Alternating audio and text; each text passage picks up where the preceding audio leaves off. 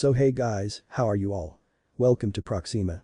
So we are back with a brand new movie on IMIGINE if Naruto was assaulted Nezuko and Tomayo and made them pregnant together movie, but before we start, be sure to subscribe to our channel and like this video. Now let's begin the story. Tomayo found she quite enjoyed walking in the rain when it wasn't pouring, and it was only recently she was beginning to remember just how much she loved the scent of freshly wet earth. With it fond memories of her childhood resurfaced in which she would play in the rain for hours on end, much to the chagrin of her parents, she remembered with a smile. She would always come in after splashing in puddles, tracking in mud and with water trailing her kimono. What fond memories indeed. Ishiro blushed at his master's beautiful smile and just how close they were to one another beneath the black umbrella they shared, one with sakura petals printed in neat patterns along the surface. He strived for moments like the one they were currently sharing, moments away from the ungrateful and lowly humans she so loved to taking care of. Ishiro, Tomayo's serene smile remained ever present, but her tone was enough to make her apprentice stiffen. Whatever it is you're thinking, please refrain from doing so. Naturally, Tomayo-sama, I was only thinking about the weather, Ishiro was quick to refute. They were currently traveling beneath the safety of night to the village of Kyodo, where a rash of demon attacks were being reported as wild animal encounters. Considering the occurrences had been happening for close to 6 months, it was evident the Demon Slayer Corps had yet to send a slayer to put a stop to the attacks. As such, Tomayo decided to take the initiative and investigate for herself exactly what was happening. Their journey had been a long and arduous one thus far as remaining hidden from both Muzan and his demons, along with the demon slayers themselves, was becoming burdensome to conducting her research. She oftentimes considered finding a place to settle down as a base of operations, but life as a demon hunted by both sides wasn't easy, and they weren't allowed to get comfortable in any one place. Ishiro for his part was trying his very best to make his master proud by perfecting his demon arts. His own powers manifested in his ingenuity when it came to creating seals for many uses. He was currently working on one which would completely conceal their location from both sight and scent, but it was growing increasingly difficult to conduct his own research and practice when they had to move so often. Both abruptly came to a stop and were pulled from their respective thoughts when a sudden change in the wind carried with it a particular scent through the air. Blood? Ishiro looked to his master. Yes, human and very fresh, Tomayo confirmed, feeling the horrifyingly familiar sensation of hunger ache in her belly. Locate and report. Of course, Tomayo-sama, Ishiro handed the umbrella off to his master and disappeared in a flash as soon as it exchanged hands. He found the human easily enough and the condition in which he did confused Ishiro. Boulders were shattered, trees toppled, and the earth was upheaved and cratered around a young man wearing the tattered remains of an orange suit. His hair was a bright shade of blonde where his blood had soaked, running down his battered face and through a set of peculiar whisker-like scars on his face, possible birthmarks with just how symmetrical they were. He was also still alive, as evident by the slow rising and falling of his chest, which was marred by scars old and some still pink. There was no sign of a Nichiren katana, and he didn't wear the uniform, so it wasn't likely he was a demon slayer. Yet it looked like he'd just been through battle. He was clearly wounded, but there was no center otherwise to indicate a demon attack, or that of an animal for that matter. Considering he carved through the forest and ground, it was hard for Ishiro to come up with an educated assumption as to exactly what had occurred to him, or even what he was. He was no demon and yet, humans short of the strongest of the demon slayers, simply weren't resilient enough to withstand upheaving earth and destroying trees without they themselves becoming little more than a splatter. The wind carried the smell of his blood, and the rain only amplified it, confirming he was in fact human. It also hungered Ishiro considering it had been days since his last feeding, and it was becoming difficult showing his restraint despite trying his best for his master's sake. Compose yourself, Tomayo soothed, placing a hand on his shoulder. Ishiro's lavender eyes widened at her sudden and undetected appearance. His head fell in shame at being found lusting for blood. Do not fret, Ishiro. We will eat soon enough, but for now, we must help this young man, Tomayo said, speaking with great sympathy for her apprentice, along with buried regret. Ishiro was too distressed to detect the movement until he was being pushed away by his master. Tomayo tried clawing at the young man's iron grip on her throat, but found she was unable to pierce his skin as he hoisted her level with his wild blue eyes. What are you? The young man demanded, his voice hoarse. I sense death from you. Before Tomayo could even attempt to speak, Ishiro reappeared ready to strike. The human surprised both by moving faster than Ishiro, snatching him out of the air without removing his attention from Tomayo, now holding master and apprentice in his hands. Ishiro tried to use his own enhanced strength to break free of the human's grasp, but found the vice on his neck tightening the more he struggled. He wildly grasped at the human's neck, taking him into his hand much in the way he held them, but no matter how hard he tried to tear away his throat, there was no give. We do not mean you any harm, Tomayo gasped.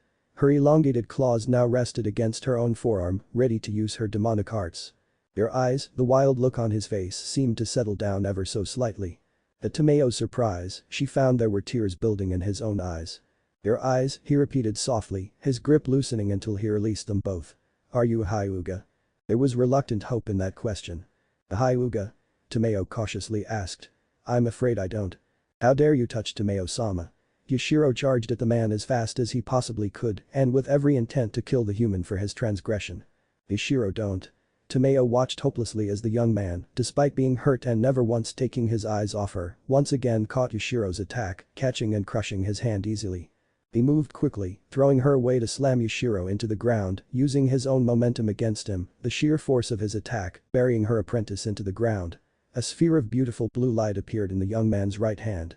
Without knowing what the attack was, Tomayo knew it would momentarily kill him should it connect. What the hell are you? The young man demanded again as he held Yashiro down with his foot.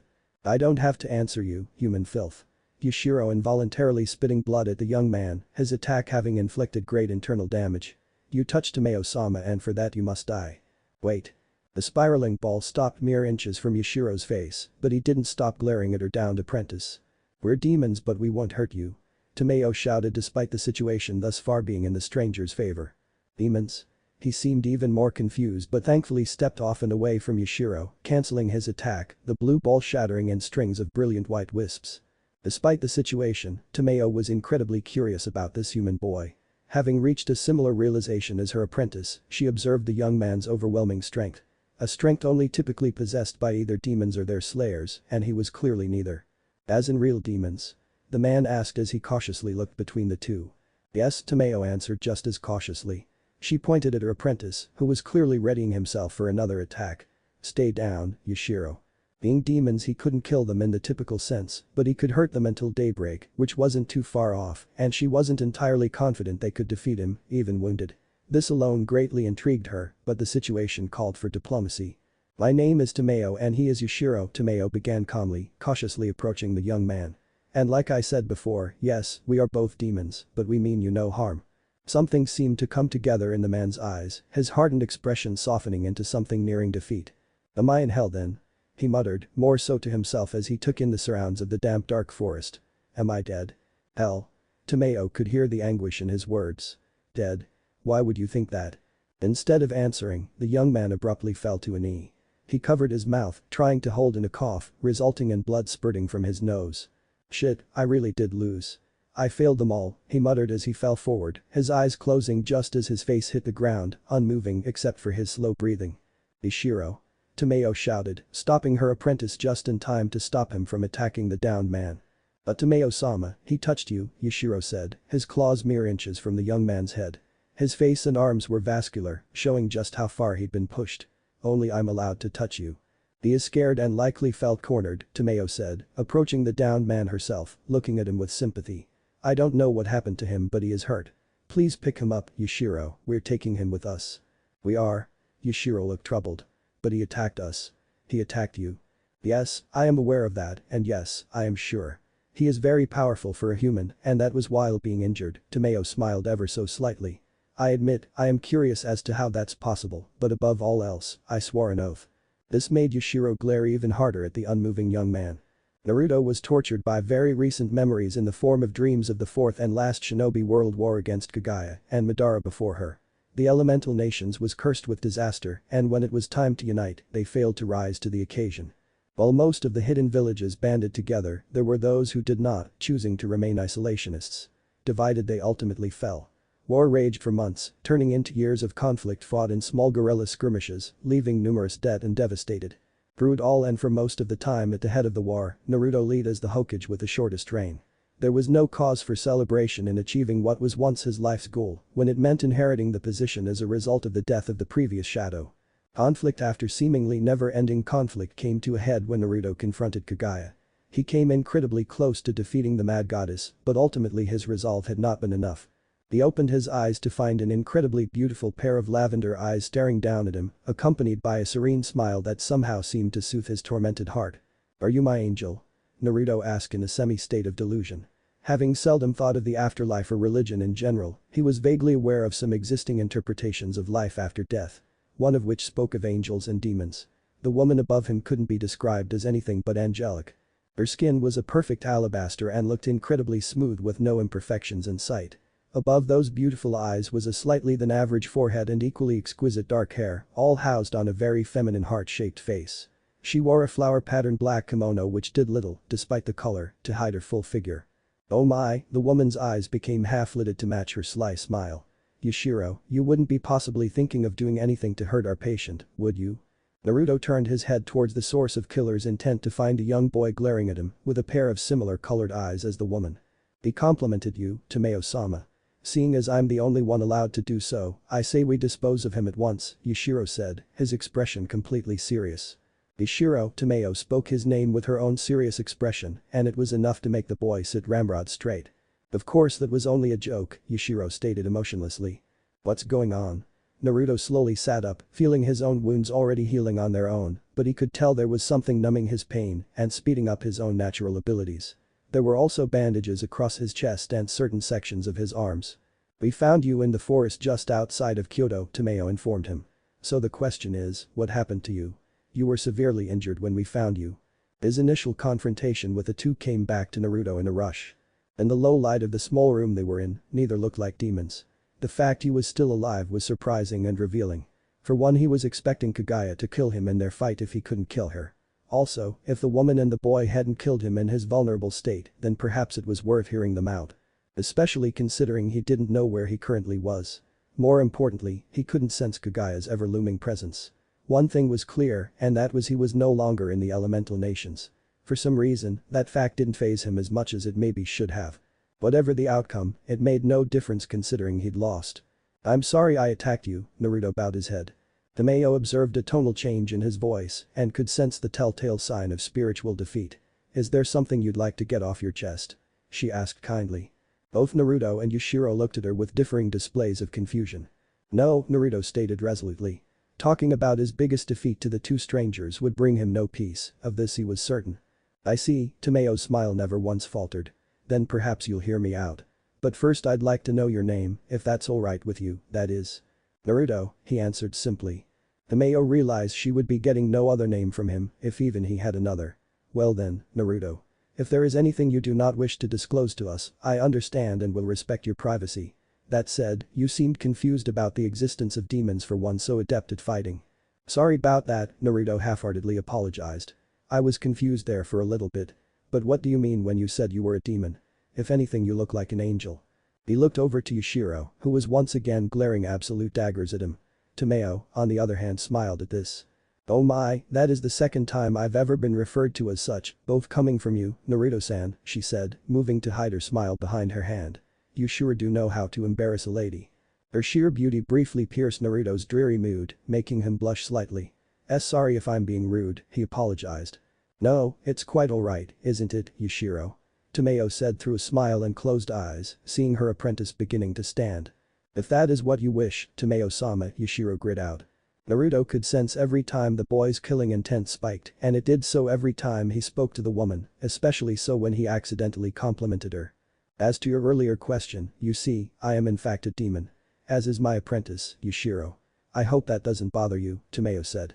As in you, Naruto reconsidered mentioning the tailed beasts.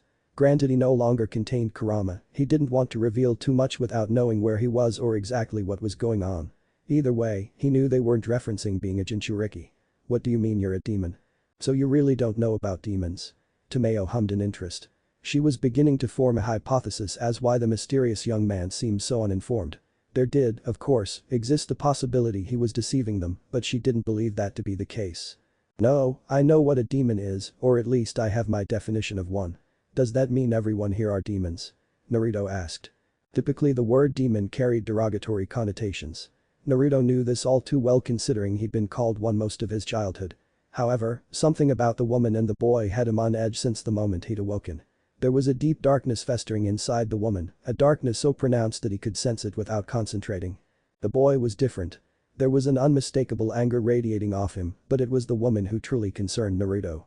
If everyone was like the woman, then there existed the possibility he really had died in his battle with Kaguya, and his torture had yet to begin. Not everyone, no, Tomayo said, briefly looking out the window of the small room they all shared. As a matter of fact, humans very much rule this world, most unaware of the threat that inhabits it. The threat of demons, that is. Are you saying you're a threat to these humans? Naruto asked. He stilled his form and began to gather nature chakra, feeling immediately something was different about the chakra he was blending with his own. I assure you we are not, Tomayo felt absolutely her immortal life was in danger suddenly. Judging by the way Yushiro stiffened, his instincts also warned him of this. If she weren't careful with what she said next, there existed a real possibility he would kill them both if a prolonged battle ensued into the daylight now a mere hour away. Explain yourself, Naruto said demanded as he did nothing to hide the changing of his eyes. Tomayo noticed this, and despite walking a thin line, she was incredibly curious about this change. I will. I only ask you listen without interruption. I will answer your individual question after I'm done explaining everything because I imagine you know very little of our world, Tomayo said. The slight widening of his eyes now yellowed eyes gave more credence to her theory. Naruto nodded his acceptance but did not relinquish his hold on his sage mode.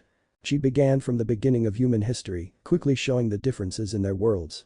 She then described in minor detail what demons were and how they came to be, briefly touching on their abilities. It was almost hard to believe and yet, nothing truly surprised Naruto. At one point in life he believed he was little more than a no-named orphan, only to discover he was the Jinchuriki son of the 4th Hokage and one of the few survivors of a once great clan.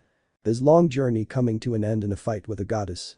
This demon, this Muzan, Naruto began after a long moment's consideration. He created all of the demons. Turned would be a more apt description, but yes. That is with the exception of Yushiro. I turned him myself, Tomayo said, averting her eyes as she admitted this. Why would you do something so stupid? Naruto asked outright. He caught the clawed hand aimed for his neck without looking away from Tomayo as he awaited a response. Yushiro. Tomayo scolded. I was only trying to swat a fly that landed on his neck, Yushiro said, offering his master a bow before retaking his seat next to her. Tomayo turned to Naruto downcast. I gave him a choice, the same choice I've given a few of my other dying patients. Death or become a demon.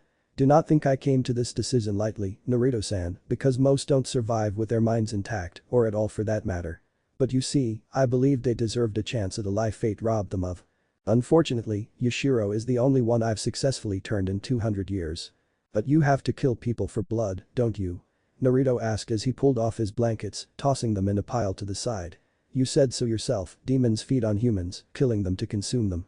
I am grateful you helped heal me, but you know I can't let you eat anyone else, even if it's what you need to do to survive. The atmosphere in the room was becoming increasingly heavy. Yushiro looked on the brink of attacking, and Tomayo didn't think she could restrain him if Naruto acted first. To make matters more dangerous, the more time she spent in his presence, the more it became apparent they were in the presence of an incredibly powerful human. We subside on donations. Tomayo quickly said. Or we buy blood from those willing and in need of compensation. We haven't devoured any humans. Naruto turned to regard Yushiro briefly, making him flinch despite himself, and then returned his attention to Tomayo. He may not have, but what about you? The crack in Tomayo's composure appeared in the widening of her beautiful eyes, confirming Naruto's suspicions. Battle revealed a lot about an opponent and he'd become adept at reading others. She mentioned Muzan turned her many years prior, with her being one of the first he ever turned. Considering just how compassed she tried to apparent, he knew there must have been a reason why she chose lock away her emotions behind the facade of a gentle healer. I have, yes. 232 people, before realizing the error of my ways, Tomayo admitted, tears begging to pool in her eyes.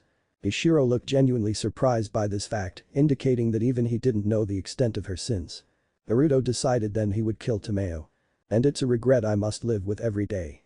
Their names, their faces, their families. I remember each and every one of them. They serve as a constant reminder of why I must fix this, Tomayo finished, wiping a stray tear with her kimono sleeve. Naruto closed his hand, snuffing out the Rasengan with which he intended to end her existence with. Fix what, exactly? He asked as he reeled in his power and dispelled the nature chakra from his body. Ishiro observed from the corner of his eyes as a small decorative bonsai in the corner of the room grew considerably as soon as the suffocating feeling of oppression lifted. A demon disease, Tomayo said, meeting his eyes once more. To atone for my actions I became a healer. Beyond that, I have two goals in life. The first and most important is to stop Muzan so that he never changes another human into a demon. The second, I want to find a way to turn demons back into humans. Is that even possible? Naruto asked. Every disease has to have a cure, does it not? Tomayo asked. No, not always, Naruto said. No matter how much you try, sometimes things just don't pan out how you want them to. It didn't for him. Perhaps, Tomayo relented sadly. But I have no option but to try. Naruto studied the woman, knowing deep down she was telling the truth. Coexisting beside the sickening sensation of death inside Tomayo was a deep grief and regret. Her tears were very much real, but he made the mistake of forgiving a mass murderer once just because he was a perceived friend. But then again, this new place, or maybe this new world, it didn't belong to him and he didn't belong to it. Naruto had no obligation to protect anyone. Okay, Naruto stood, looking down at both of them. I believe you. Just know that if I ever discover you hurt so much as one person, I'll kill you myself. The both of you, he warned. Wait. Tomayo called out after him just as he reached for the door. She had a commanding hand on Yashiro's shoulder, holding him back from attacking once more. Where will you go? I need to find a way back, Naruto said, looking over his shoulder. The way back where? Tomayo asked. The way back home. There's something I need to finish, Naruto said, walking out of the room. Tomayo watched him go, feeling an odd sense of regret. He was an anomaly, a powerful one with unmistakable morals at that. If ever there was a chance to stop Muzan, she'd just watched it walk away. Naruto slammed his hand down to the ground once more, pouring even more chakra into the technique, shattering the earth beneath from the force of his frustration, finding once more his summoning technique had failed. After leaving the two demons behind, Naruto returned to the forest in an attempt to contact the toads for a reverse summons, only to find he received no response. Granted, many of the toads had fallen in battle, his own personal summons among the casualties, but he should have at least been able to summon any one of them. He took a calming breath and closed his eyes, focusing his nature chakra into his technique. He once again cratered his surroundings to similar results. Come on. Naruto allowed himself to fall to his knees, knowing, but refusing to accept his efforts were futile. There was no going back without exactly knowing where he'd come from or exactly how Kagaya had expelled him from his world. He ignored the presence behind him, stewing and regretted having not taken his training more serious. As Naruto saw it, the only likely solution to his current problem would be the sealing arts. If his father was able to traverse time and space using the Flying Thunder God technique, then it stood to reason he may find a way back through similar means. Unfortunately, without any learning material or someone to teach him, his familial arts were lost to him. Is there anything we can do to help? Tomayo asked kindly. Naruto's eyes became unfocused. Not unless you happen to know how to manipulate space and time, he muttered. Tomayo took some time to respond. I can't say I do, she said, speaking softly. But I believe I still may be of some help. Naruto looked to her, finding Yashiro glued to her side again. Yeah, how's that? We demons are capable of feats previously thought to be impossible by humans. We call these abilities demon arts, Tomayo explained. I will be upfront in saying I cannot promise we'll be able to find a way for you to return to wherever it is you need to return, but I do believe it'll be your best chance. Demon arts. Naruto wondered if they were similar to his own techniques. This intrigued him, but he was also well aware she wanted something in return. What do you want from me? You are very perceptive for someone your age, Tomayo observed. And you are correct in assuming I need something from you. So then what is it? Naruto pressed, feeling his patience quickly becoming strained. Help me find a cure for the demonic ailment, Tomayo implored. You are not a demon slayer, and yet you possess immense strength. I realize what I'm asking of you may sound like a most difficult and dangerous task, because it certainly is, but you must understand this isn't a request I can make to others like me or their slayers. And how am I supposed to do that? Naruto asked. What could I possibly do to help you with your research? Muzan has a group of demons known as the 12 Kazuki. I won't go into too much detail about them now, but just know they are amongst the most powerful demons in his personal command and in the world. And I have reason to believe their blood may be the key to finding a cure, Tomayo explained. Naruto stared out to the rising sun in the distance, wondering if it was worth it to care again. Everything and everyone he'd ever loved had been taken from him because of the ambitions of a mad goddess. Nothing he could ever do would turn back time and bring those he loved back, but he could still save those that inhabited the land he now found himself in. But was that what he wanted? Only a short year prior and the answer would have been obvious, so much so he wouldn't even have to consider it. But one of the hardest lessons Naruto had learned was that the cost of action was just as high as that of inaction, because sometimes the outcome was the same. In his mind's eye, the many faces of his friends and family flashed through his mind, and with it, shame flooded him. Naruto knew exactly what each and every one of them would say, should he pose the same question to them. They wouldn't want him to give up, and he didn't want to either, but being a protector was hard and oftentimes punishing. I'll help you until I know what to make of this world or I find a way home, Naruto said, standing to face her. That is all I have any right to ask of you, Tomayo stated gratefully. She even bowed to him, something which once more set Yushiro off, but he remained silent. Tell me more about this world, Naruto said. Very well, but first, let us go back to our room. The sun is about to rise, Tomayo said, motioning back in the direction in which they came. Naruto followed the two demons, wondering just what he'd gotten himself into. Naruto could feel Yushiro burning holes in the back of his head as he prepared tea for them, while Tomayo went over all she knew of demons and their weaknesses, or lack thereof. With only two ways to kill them, he wondered why they weren't yet a much bigger threat known to all of humanity. He voiced this question after Tomayo concluded her initial explanation. I suspect it's only a matter of time before they do become more than rumors or stories meant to scare children, Tomayo said, her concern genuine. From what I've observed as of late, the rate in which demons are attacking is always increasing, moving from the rural countryside to more populous villages. I can't say exactly what Muzan aims to do, and though I don't believe he's building an army, I would also not be surprised if this were the case. So then I just have to kill him and there won't be any more new demons, Naruto concluded. Of course he was aware the solution would not be so simple, as it hardly ever was, but he saw little other resolution to the problem other than severing the snake's head. Where can I find him? If only I knew, and if only it were so simple. Do not make the mistake of underestimating him, Naruto-san, Tomayo advised gravely. Muzan was incredibly powerful when last we met centuries ago. I can only imagine just how much more powerful he's grown since then. Demons grew in strength the more humans they consumed.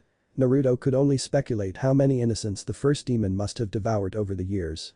The thought alone was enough to anger him. Do you have any leads then? Or maybe any way for me to gather information on where to find him? He asked. Beyond investigating demon attacks, I'm afraid there isn't much I can offer you in the way of leads, and extricating information from his demons is impossible because of the blood which binds them, Tomayo regrettably informed him. If they so much as speak his name, his true name, they die. Then what use? Naruto saw her eyes fell at what he was about to say and stopped himself from continuing. He took a moment to calm himself. He was aware he was quick to anger as of late because there was much for him to be angry about and he was angry, but the woman before him, demon or not, had been nothing but kind to him. I'm sorry. You said you were investigating demon attacks in this village. Yes, young children especially are being targeted, devoured, leaving little trace of who they once were, Tomayo explained, her expression becoming pained. It is actually why we came to Kyoto. As I'm not the most adept at combat and I can't risk exposing my existence to Muzan, I intended on passing along any information we gathered to the demon slayers. It's what we've been doing up until now, but as you can imagine, that is also dangerous given our circumstance. That's where I come in, Naruto surmised. If demons really can't be killed with anything but a Nichiren katana or the sun, then how do you expect me to kill them? Either you become a demon slayer or you engage the demon, damaging them continuously until the sun rises, Tomayo said. Can't I just buy a Nichiren katana? Naruto asked. He left the tea Shiro served him untouched, not fully trusting the demon glaring at him from Tomayo's side. Or no, just take one. You cannot buy one, no. The demon slayers entrusted the formula to craft the Nichiren katana to only a select few expert swordsmiths, the location of which is unknown to all except their upper ranks. As for your second question, Tomayo suddenly looked rather nervous. Well, I suppose it is possible to take a sword from a demon slayer, but doing so may not ingratiate yourself with them as a whole. If their mission really is to kill demons, I doubt they'd like the fact I'm helping you either, Naruto offered with a shrug. I imagine they don't exactly sanction your research if you have to rely on me for help. As I've said before, you're oddly perceptive for someone of your age, Tomayo said with a small smile. May I ask how old you are exactly? 17, Naruto answered simply. 17, Tomayo repeated, both visibly and audibly surprised. So young and yet well, anyway, you are correct. I've met with only one demon slayer before to discuss my goals and as expected, she shortly thereafter tried to poison me. Though I didn't appreciate the fact she tried to take my life, I am interested in how she developed a poison capable of killing demons. But you said there was only two ways to do that, Naruto said. That I can speak to, Tomayo clarified. I don't think I would ever be able to recreate her poisons as my research lies in healing. So I'm afraid your only options are sunlight or potentially joining the Demon Slayer Corps. How did you free yourself of Muzan's control, anyway? Naruto asked, shifting the conversation towards her. You said revealing information about him is enough to kill demons. If we can free them from his grasp like you freed yourself, then maybe then they could give us the information we need to find him. It wasn't easy, and to be completely honest, Naruto-san, it isn't something I wish to discuss or repeat because of how long and torturous the process was, Tomayo said, averting her eyes. But it could mean getting information that would help me find him, Naruto pressed. You don't think that maybe that's something we should try? Back off. Yashiro growled. If Tomayo-sama says she doesn't want to talk about it, then she don't want to talk about it. Naruto barely acknowledged the boy's outburst with little more than a side glance. Ishiro, Tomayo warned, placing a hand on her apprentice's shoulder to calm him down. Fine, Naruto stood abruptly. Since you're no help, I'll figure this out myself. Whatever her reasons, they were of no use to him, nor were they his concern. Not when he had the needs of the many to consider. Where are you going? Tomayo asked. I need to gather information on this demon, Naruto said. Wait, Tomayo reached into her kimono and retrieved a bag of coins. I really am sorry I cannot be of further help to you despite what I'm asking of you, but please take this at least. The robes you're currently wearing won't hold up in battle. I recommend gathering some supplies, maybe even a weapon, and then returning here to rest until night. Naruto accepted the coins with a small nod but didn't offer another word. He walked the village streets, observing just how normal everything seemed, peaceful really. Coming from a world ravished by war, it was startling, foreign almost, to see vendors selling their wares, children playing in the streets, and families enjoying the day together. The pleasant smells of food wafted through the frigid air, carrying along with pleasant but indiscernible chatter one would expect from an open-air market. For a brief moment, Naruto allowed himself to watch over the crowd with a hint of a smile, as he recalled the brief moments of peace within Konohagakure. The feeling quickly turned to regret as he wished his people could have known this tranquility. Naruto felt something brush by him, noticing a little girl of about 10 years old pushed past him in a hurry. She wore dirty brown robes and equally dirty matted down dark hair and had dirt streaked all across her pale skin. She briefly glanced at him before joining a larger gathering of children, all in a similar state as her. Naruto shook his head and moved quickly, intercepting the group of children, much to their surprise, as they encountered him around the corner, waiting for them. Before he could request they return his money, the girl shouted. Scatter. She handed the coins off to a boy slightly older than herself before running away. At least she tried, finding herself being lifted by the back of her robes. She kicked her bare feet and swung her small arms, but found she was unable to free herself. She hoped her brother had at least managed to escape. Hey, let go of me, you perv. In his other hand, Naruto held a boy with short dark hair and dark brown eyes glaring at him. He was in a similar state of dress as the girl. Physically they appeared to be siblings, with the only real differences between them being a diagonal scar across the boy's right cheek. He also kicked and swung at Naruto, but was no more successful at escaping. The girl knew they were in trouble. Naruto set both children down and took his money back from the boy just as an officer approached them. What's going on here? The officer asked, a quick glance at the situation had him piecing everything together. Let me guess, you caught these kids stealing from you? Naruto regarded the children, the girl was on the verge of tears, while the boy only crossed his arms, now glaring at the officer. We didn't steal anything. We were just walking, minding our own business when this perv tried to take us. The boy argued. Shut up, brat. The officer warned, waving his baton dangerously close to the boy's face. Don't think I don't recognize you two street rats. I told you last time if I caught you stealing again I would. Naruto placed a hand between the children and the officer, putting an abrupt end to his rant. I dropped my coins and they were just returning them, he said, staring the man down. The officer took a nervous step back at the sudden feeling of maliciousness that radiated off the blonde man. Hey, are you sure, sir? I am, and I've got it from here, Naruto said. The officer watched dumbfounded as the man once again took the children by the scruff of their robes, holding them together with a single hand, as if he were taking out the garbage. Ultimately he shrugged off the occurrence, citing the fact he wasn't paid enough to care, so he went about his day. Thanks for not turning us in, the girl muttered once he set them down. Whatever, the boy muttered. We coulda got away. Shin, the girl pouted. What's your name, girl? Naruto asked. I'm Rika, and this is my brother, Shin, Rika introduced herself with a smile. Naruto noted the lack of a family name. Orphans. Yeah, what of it? Shin butted in. Naruto ignored the boy's outburst and retrieved 2 coins from within the bag, unsure of what value they truly held, considering he was no longer in the elemental nations. I need information. What do you mean? Shin asked as he eyed the coins. Have any of you two heard of any children going missing recently? Most likely they were taken in the middle of the night, probably orphans like you two. Naruto asked. Both children looked surprised by his question, a look they briefly shared with one another. How'd you know? Shin asked. So you do know something, Naruto said, rubbing the coins together. Tell me and I'll. It's not like you grown-ups ever believe us or care. Rika snapped, startling both males by her outburst. We've been trying to tell people us kids with no parents have been going missing, but no one ever listens. I guess we don't matter if we don't got parents. Naruto regarded the two children, his default expression softening ever so slightly as he kneeled down to their level. You may not have parents, but you do have each other. It was obvious neither of the two expected that. What are you on about? Shin asked. Meanwhile his sister was staring at Naruto, wide-eyed. That's more than some people ever get. Keep taking care of each other and everything'll work out in the end, Naruto said, offering the entire coin purse to the girl, who despite her shock, took it. Now tell me what you know about the missing children. Follow me, Shin said after it became apparent his sister was having trouble shaking her disbelief. He grabbed her hand and pulled her along, leading them all away from the village. Naruto was taken just outside the village limits to a double-storied home inside a clearing of thick bamboo.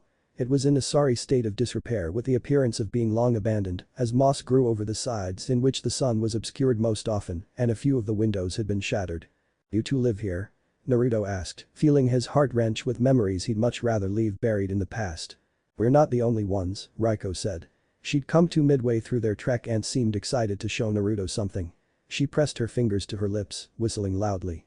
From within the home a small group of 12 children of varying ages rushed out, greeting the two children happily. Their ages seemed to range from mere toddlers to a few, possibly teenage boys and girls. Most of the older children regarded Naruto with a level of suspicion that made him wonder exactly why they all lived alone in the forest. Is there really no village orphanage? Naruto asked the siblings. Not really. After old lady Shiho disappeared, no one else wanted to take care of us, so we've been living out here in her old house by ourselves, Shin supplied. Who's the old guy? One of the older boys asked crudely.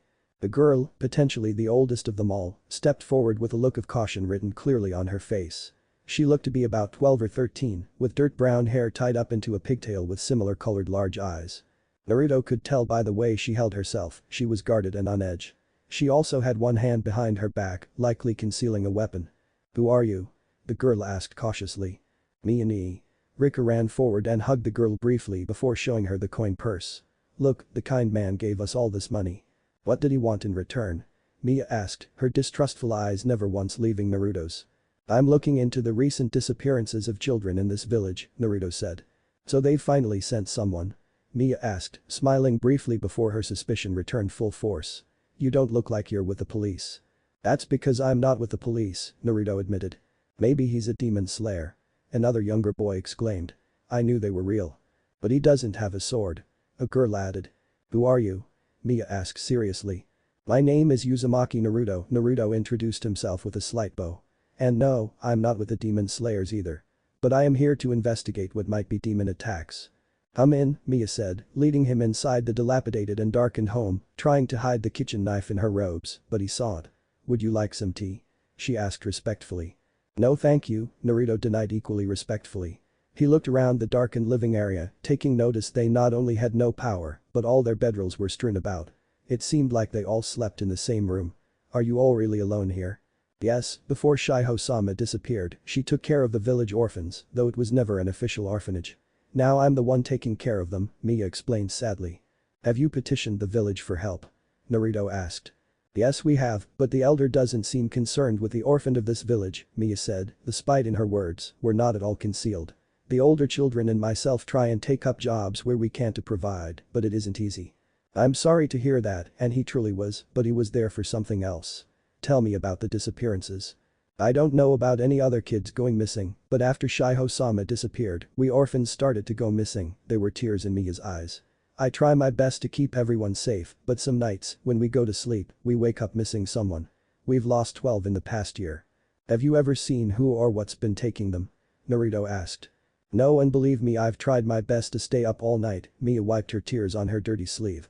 But no matter how hard we try, we always somehow end up falling asleep, and when we wake up, they're just gone.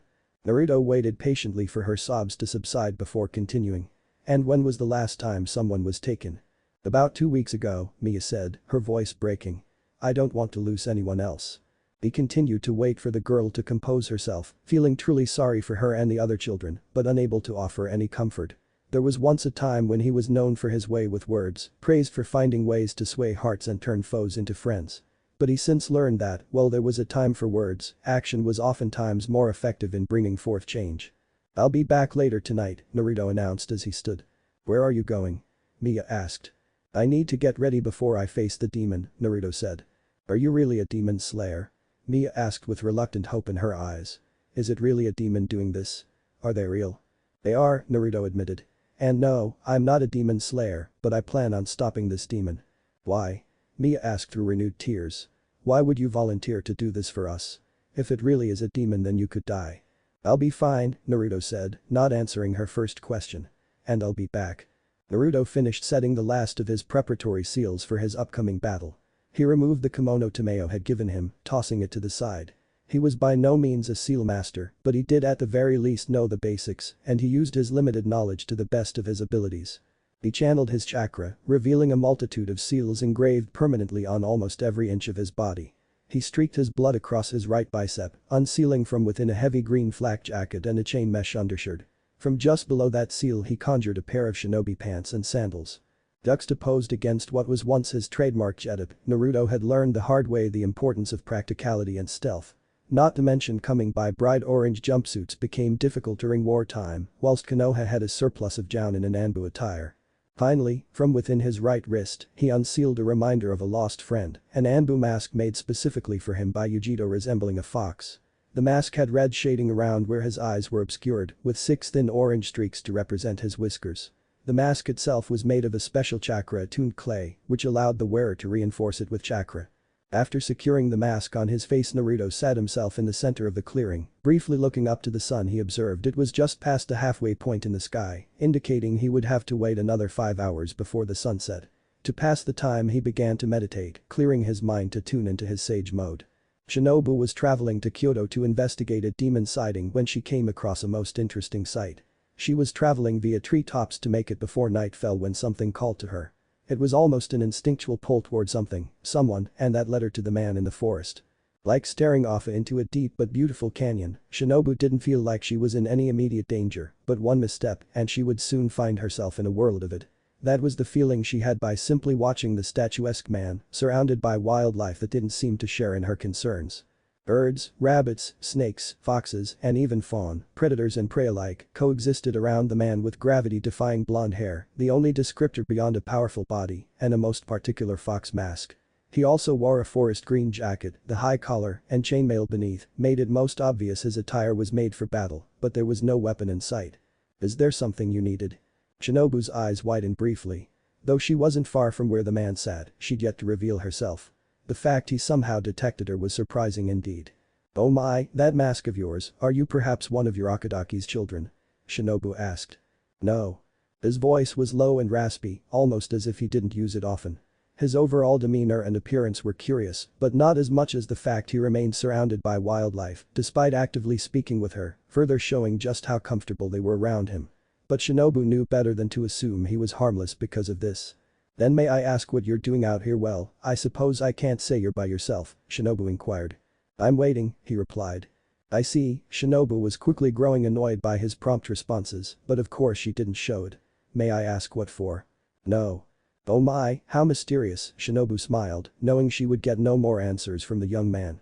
Though truly curious, the sun was still strong in the sky, so he wasn't a demon.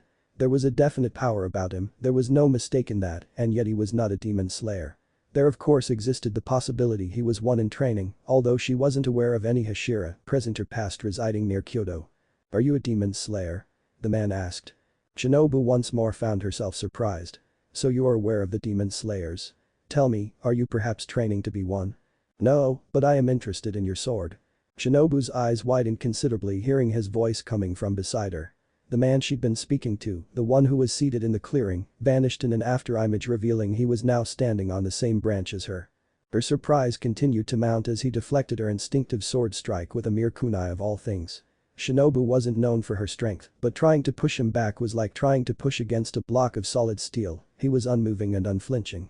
Finally, Shinobu jumped back, her sword poised and ready to strike, hoping dearly it wouldn't have to taste human blood. "I don't mean to fight you, just had to see what a demon slayer can do," the man said, speaking so casually one would think he was describing the weather. Perhaps to prove a point, he allowed the kunai to hang limply from his index finger, resting in the palm of his hand. "Oh my, and may I ask why you would do such a thing?" Shinobu was smiling outwardly, though inwardly she was completely on guard before the mysterious man. Like I said, I was curious to see what you demon slayers are about, no more, no less, the man repeated. And while you're here, I'd like to know if there's a way to get myself one of those swords. I hear they're one of the only ways to properly kill a demon. Before I answer your question, may I know what you gathered from that surprising little bout? Shinobu asked. I'm not impressed, the man stated with a casual shrug of his shoulders. Shinobu's smile tightened ever so slightly. Oh my, that isn't any way to speak to a lady. Your sword, the man continued regardless of what she'd just said. Where do I get one for myself? Why, by becoming a demon slayer, of course. Shinobu answered simply and with a shrug of her own. And there's no other way? He asked with the slightest tilting of his masked face. I'm afraid not, Shinobu answered. Well, that's selfish, don't you think? The man queried. However so? She asked. Why keep such a valuable weapon against demons to a single organization? The man said. How many lives have been lost because you all so selfishly keep this knowledge to yourselves? Shinobu didn't have an immediate response to that, much less a justification in her own mind. What if I was to just take one? 8 simple words were enough to immediately set Shinobu on edge again.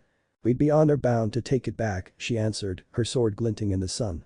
Don't worry, I don't want a broken sword, he said, pocketing his kunai. It had been a long time since someone was able to make Shinobu react. Though she didn't show it, her eye almost twitched with ire. Speaking lowly of her sword was not something she could take lightly. However, before she lost herself to her anger, he spoke again. Be seeing you? Before she could react, he was gone, dispersing into a flutter of leaves, carried away in a passing breeze. Oh my, what an interesting man, Shinobu muttered, sensing he was truly gone. She would definitely report this anomaly to the others, but first and foremost, she had a demon to hunt.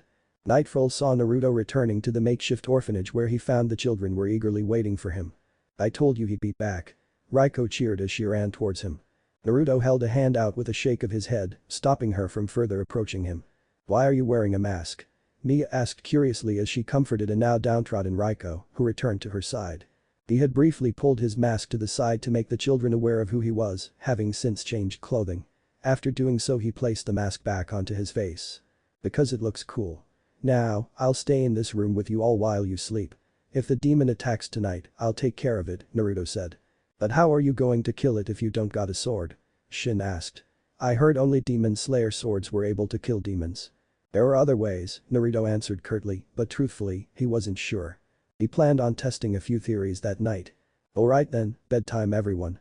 Mia announced to the complaints from the younger children who'd gathered around their guest to ask questions. Naruto was simply relieved to see they'd purchased food with his money, as well as some new blankets. I want a bedtime story. A young boy of about 4 requested. The other children cheered in agreement. Alright, but just one, Mia relented with a smile. Behind his mask, Naruto felt his eyes sting at the sight of all the children coming together to care for one another. The older children tucked in the younger ones before they themselves getting into bed, eagerly awaiting the story, revealing they were also very much children at heart, despite the burden they bore. He listened along with the children as Mia read by candlelight the story of a mysterious hero who wandered from town to town, saving those in need without ever asking for anything in return, the tale of a hero.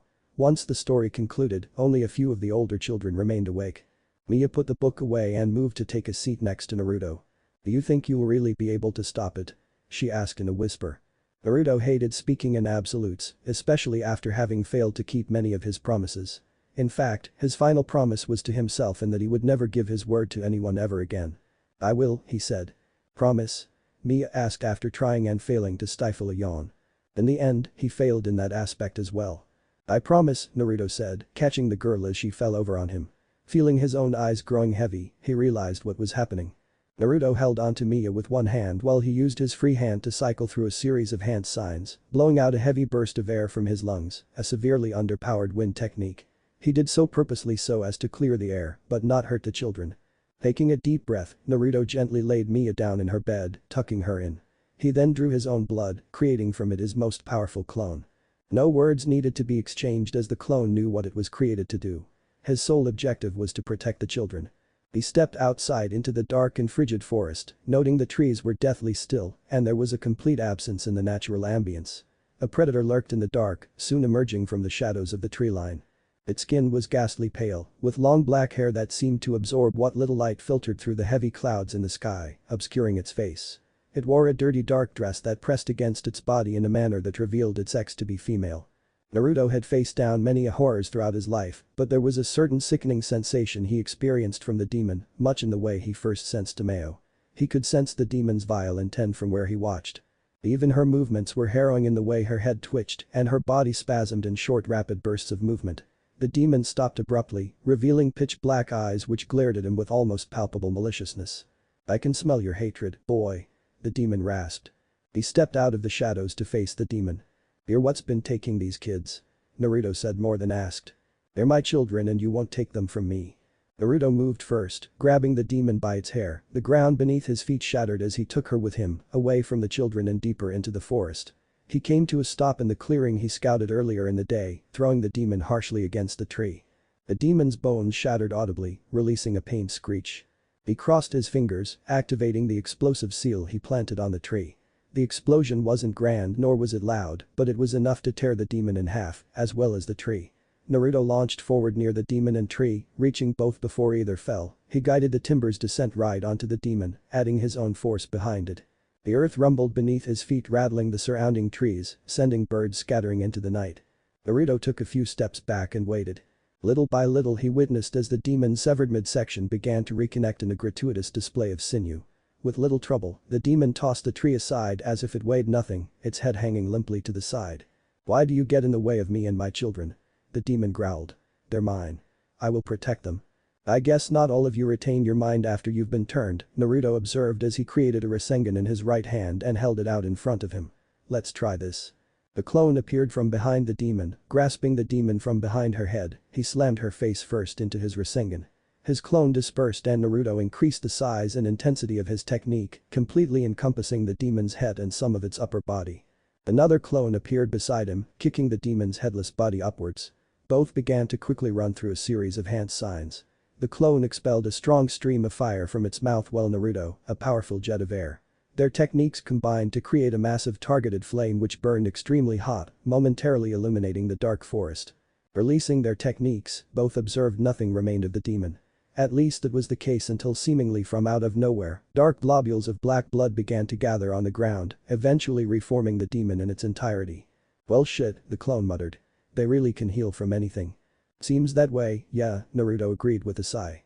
"Fine, keep killing it until the sun rises while I go talk to our visitor." "Sure, you go talk to the hot chick while I have to deal with ugly here," the clone muttered before rushing the clone head on. Naruto shook his head as he melded with the shadows once more and quickly located the woman using his sense of hearing alone, her presence interrupting the natural flow of the wind through the forest. He appeared on a branch above and behind the woman. "Oh my, you're able to make copies of yourself and spit fire," the woman observed, revealing she too was aware of his presence. "May I ask how?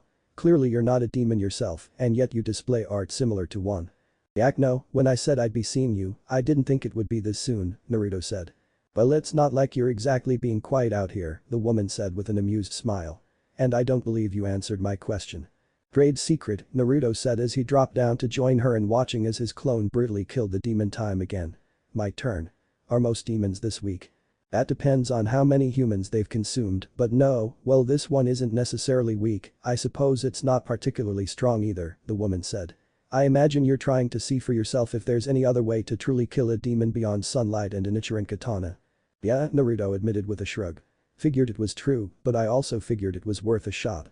"I see," the woman smiled in what looked like amusement. "You're strong.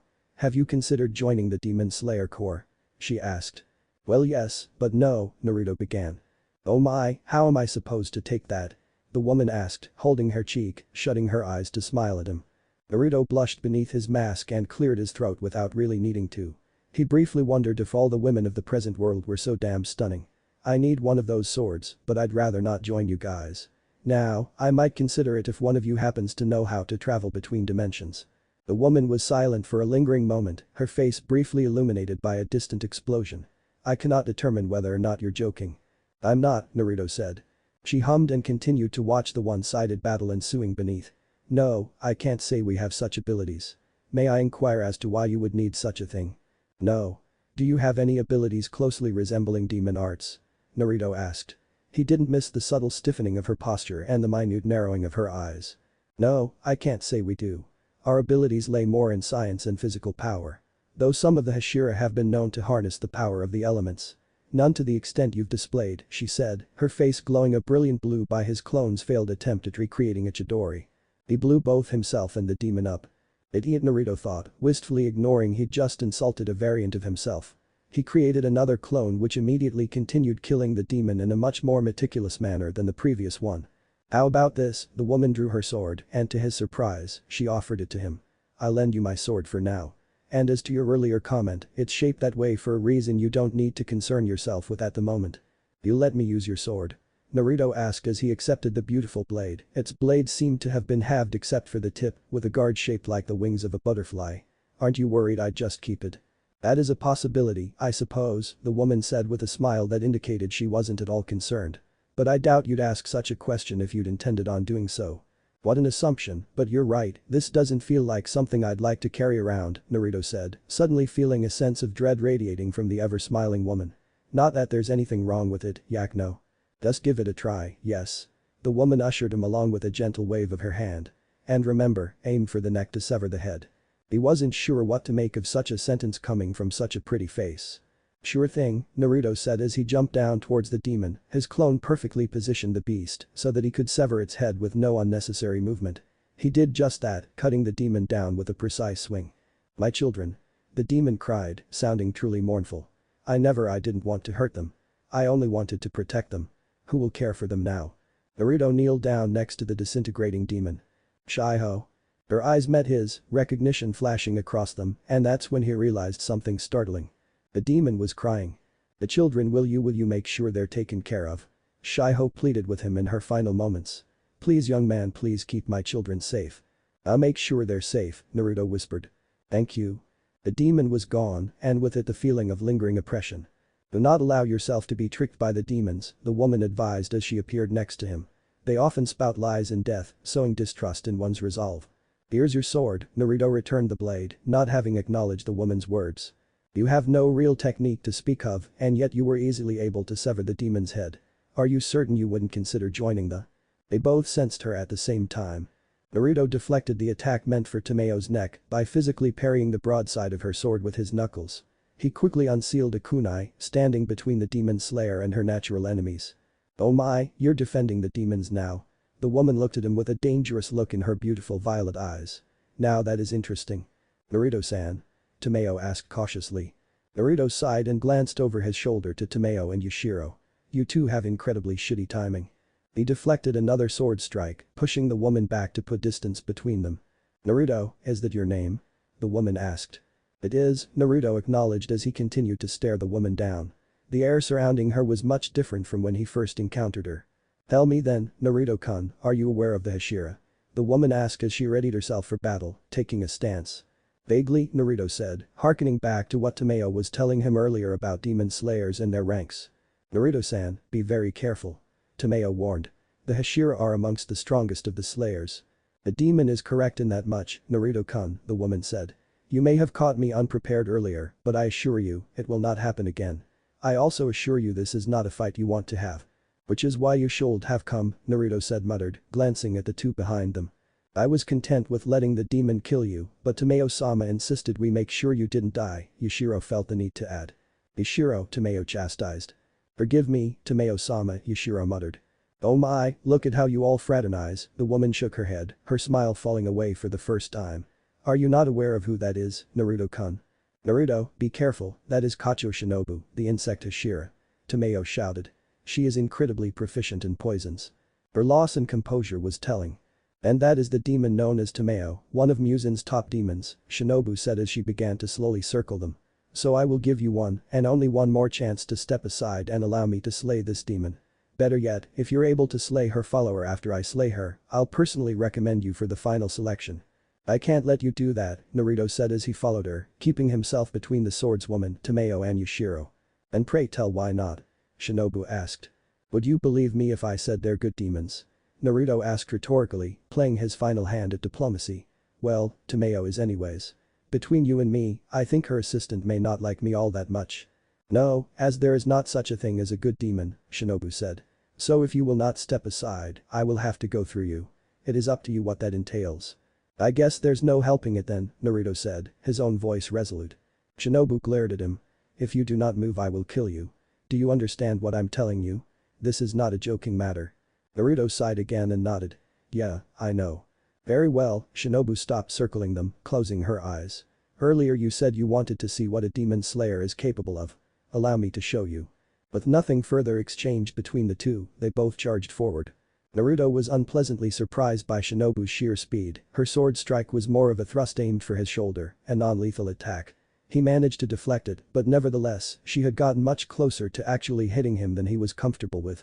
Considering his opponent was said to be proficient in poisons, he put in extra force in his deflection, breaking her stance. While his passive healing was still better than most medical ninjutsu, that was when he was at full strength, which he wasn't. Losing Kurama's own healing boost had also been a huge detriment. If she managed to poison him with a toxin more powerful than what his body could naturally filter, the woman could potentially kill him. Naruto struck before she could recover her stance, using his kunai to rip her katana out of her hands painfully, her weapon becoming lodged deep into the side of a nearby tree. Before Shinobu could attempt to distance herself from her aggressor to retrieve it, she found her world turning sideways, and then she felt pain. His hand was wrapped tightly around her neck, cutting off her access to her breathing techniques. Stay down, Naruto warned. I don't want to hurt you, but I will if I have to. Shinobu glared at the masked man above her, feeling hatred course through her for his physicality and superior speed to her own. She now regretted having avoided taking his life. It was a mistake she would not make twice. If he'd allied himself with the demons, then the blood of their victims also stained his hands. Seeing the appearance of absolute distaste on her glaring face, Naruto sighed. I know it may not seem like. Shinobu manipulated a pill from out beneath her tongue and positioned it between her right canines. She ruptured it and spit it through pursed lips, expelling the poison in a fine mist, using what little air remained in her mouth. Naruto's vision immediately blurred and he was forced to shut his eyes, feeling as though he had crushed glass beneath his lids. The same painful sensation immediately filled his nose and mouth, traveling down to his lungs, choking him up. Fuck. He growled as he picked Shinobu up, striking her midsection hard. She gasped in pain as she was launched into the forest, disappearing into the darkness. Bring him to me. Tomayo commanded. Ishiro knew when to take her words as absolute and without any argument, he leapt forward to pull Naruto back. He struggled but not against him, instead finding it difficult to breathe and then to move. His arms and legs were becoming numb despite the mounting pain. He laid him at his master's feet. My clone. Naruto gasped out with what little breath remained in his lungs. Get my. But neither master nor student were aware of what he was referring to, sharing between them a troubled look. The Naruto's panic, the immense pain he found himself in made it difficult to manipulate his chakra beyond wildly flaring it. He could no longer move his hands to manually create a clone, and it was likely neither Tomayo nor Yushiro would know what he was referring to. His only hope was that his clone was actively trying to sense his surroundings, his previous shadow clone having dispelled itself upon killing the demon Shiho. Tomayo kneeled next to Naruto and pressed her mouth to his neck, biting down on it harder than what she first anticipated, tasting his blood. Tomayo-sama. Yushiro looked aghast at her actions. Tomayo spit his blood out, her mouth steaming as it burned. Wisteria poison combined with an incredibly powerful paralytic, her words came out muffled due to the loss of half her tongue to the wisteria, but Yushiro seemed to understand just as well. It's what's affecting him. Quickly, retrieve the steroids and bring them here. But Tomayo-sama, the demon slayer. Yushiro tried to argue. Now, Yushiro. Tomayo growled, her fangs growing more pronounced, the minor illusion she placed on herself falling away to reveal her true demonic features. Yushiro had very rarely witnessed the demon coming out of his master, and there was no mistaking it, Tomayo was angry. Why yes, Tomayo-sama. Yushiro bounded away, running as fast as he could. Tomayo struggled to remove Naruto's mask despite there being no straps to hold it to his head, and in her desperation to save the young man, she didn't realize she was cutting into his chin until she finally managed to rip it off. His very blood seemed to burn her fingertips, and despite the pain, she regretted having hurt him further, leaving 3 deep gashes on the underside of his chin. Those wounds she could heal, Tomayo reminded herself, but she wouldn't be able to bring him back if he died. The poison afflicting him was killing him by starving him of oxygen, as the wisteria itself was harmless to humans. It was the paralytic that was restricting his breathing, slowing his heart. She had to save him. Being a demon had been nothing but a curse, a waking nightmare that never seemed to end, but her affliction also had advantages speaking strictly as a healer. She could hear his racing heart now begin to slow, indicating he would soon enter cardiac arrest. Stay with me, Naruto-san. Tomayo whispered to herself before beginning her resuscitation efforts. She pressed her lips to his own and forced air into his lungs 3 times. After 30 chest compressions, she breathed more life into him, repeating the process. Bruised and bleeding, Shinobu limped her way out of the forest to a most interesting sight, one that gave her pause.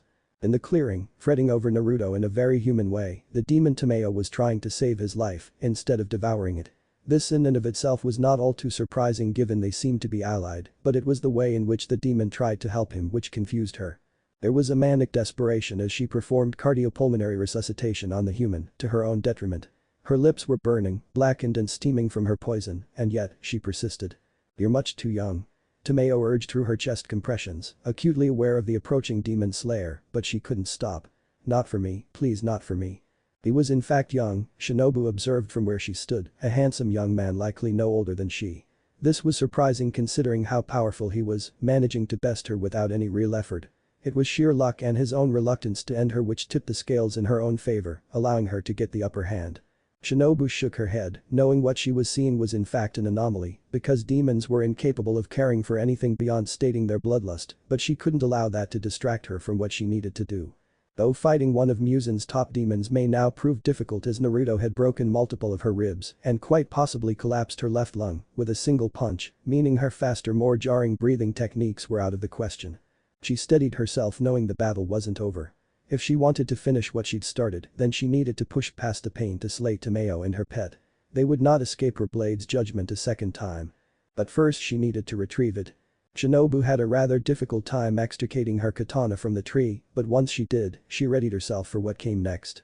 Once she killed the demon Tomayo, Naruto would die. It was a shame because he was powerful and if he'd only chosen correctly, he could have been a valuable asset to the Demon Slayer Corps.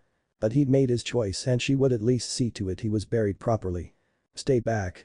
Tomayo bared her fangs as the Demon Slayer neared them. She currently found herself in a difficult place, knowing that if she were to use her demonic arts, Naruto would be affected negatively as well, likely killing him in the process. However, if she were to leave him to fight her elsewhere, he would ultimately face the same fate as she was currently acting as his heart and lungs. He's innocent in this. Give him the antidote and I'll let you kill me. "Oh my, you speak as if you have a choice in the matter," Shinobu said with a smile that was not forced, but neither was it kind. He sealed his fate the moment he chose to aid you. He's only trying to help me find a cure. Tomayo ultimately decided on trying to reason with the Slayer. To turn demons back into humans. He should have to die because he tried to help me, to protect me. Her words did give Shinobu a brief pause. "You're still on about that, I see. And you even managed to seduce this poor young man into believing you," her smile fell away. "That only makes me want to kill you even more." Shinobu brought her blade up just in time to block a clawed strike from Yashiro. "I'll hold her off." Yashiro shouted as he tossed a grouping of 3 needles to Tomayo. "It's all we have." Shinobu deftly caught the needles, finding another sense of concern, seeing her precious apprentice face off with a Hashira when he wasn't remotely ready to do so. "Be careful, Yashiro. She's hurt but she is still incredibly dangerous. Either keep your distance or don't allow her to get hers because her sword tip is filled with wisteria poison. Whatever you do, you must not allow it to pierce you." She immediately pressed all 3 of the needles into Naruto's chest, right above his heart for efficacy, and continued her efforts to keep oxygen flowing to his brain. Hoping dearly he would wake soon knowing he was their only hope against Shinobu. Ishiro was well aware of his enemy's fighting style. He had to be considering the demon slayers were constantly hunting his master and himself, so he grabbed what he could to help prepare him for the battle to come. He quickly tossed a talisman into the air, the paper fizzled for all of an instant before a blinding brightness encompassed the area. He quickly placed another talisman on himself, an experimental one meant to obscure his presence. Shinobu felt the light painfully permeate behind even her closed eyes, forcing her to bring up an arm to obscure the blinding light, focusing instead on her sense of hearing, revealing the demon was charging her. She performed a more broad sweeping motion, as opposed to her usual technique to drive him away, as a more direct thrust would have a higher chance of missing. And she did in fact miss, but her attack did have the intended effect of driving the demon back. Shinobu turned in place and opened her eyes as much as she could, using the shadow she cast to determine the location of whatever was emitting such a light. As her movements were currently limited because of her injuries, Shinobu was forced to throw her katana, her sword successfully piercing the talisman, tearing it in half to render it useless. In the process, however, she found herself without her sword for a second time. She paid for this when she felt something crash into her chest painfully, sending her sliding back with a gasp. Her Slayer robes protected her against being pierced, but the subsequent impact extenuated her injuries, making even more difficult to breathe. A more pressing concern to Shinobu, however, was the fact she hadn't actually seen her attacker, and it wasn't due to the blinding light. Likely a demon art, Shinobu realized, but her focus was on steadying her breathing. She was without sword again and with no visual on her opponent. Ishiro silently glared at the demon slayer. He quickly realized she could hear him coming, so instead of a running charge he leapt at her, hoping to tear her heart out with his bare hands, but only discovered his own physical limitations when he couldn't even tear through her clothing. Shinobu was a Hashira for a reason. She quickly compassed herself, pushing past her pain to breathe deeply. She couldn't see the demon, but she could hear and see his footsteps, small indents in the grass which quickly approached her, taking long strides to avoid making as much noise as possible. With this in mind, she pretended to be unaware of this until he was within her reach. Using what she remembered of the boy demon's stature along with the positioning of his feet, Shinobu was able to successfully parry the demon's strike, using his own momentum against him to direct him into a nearby tree.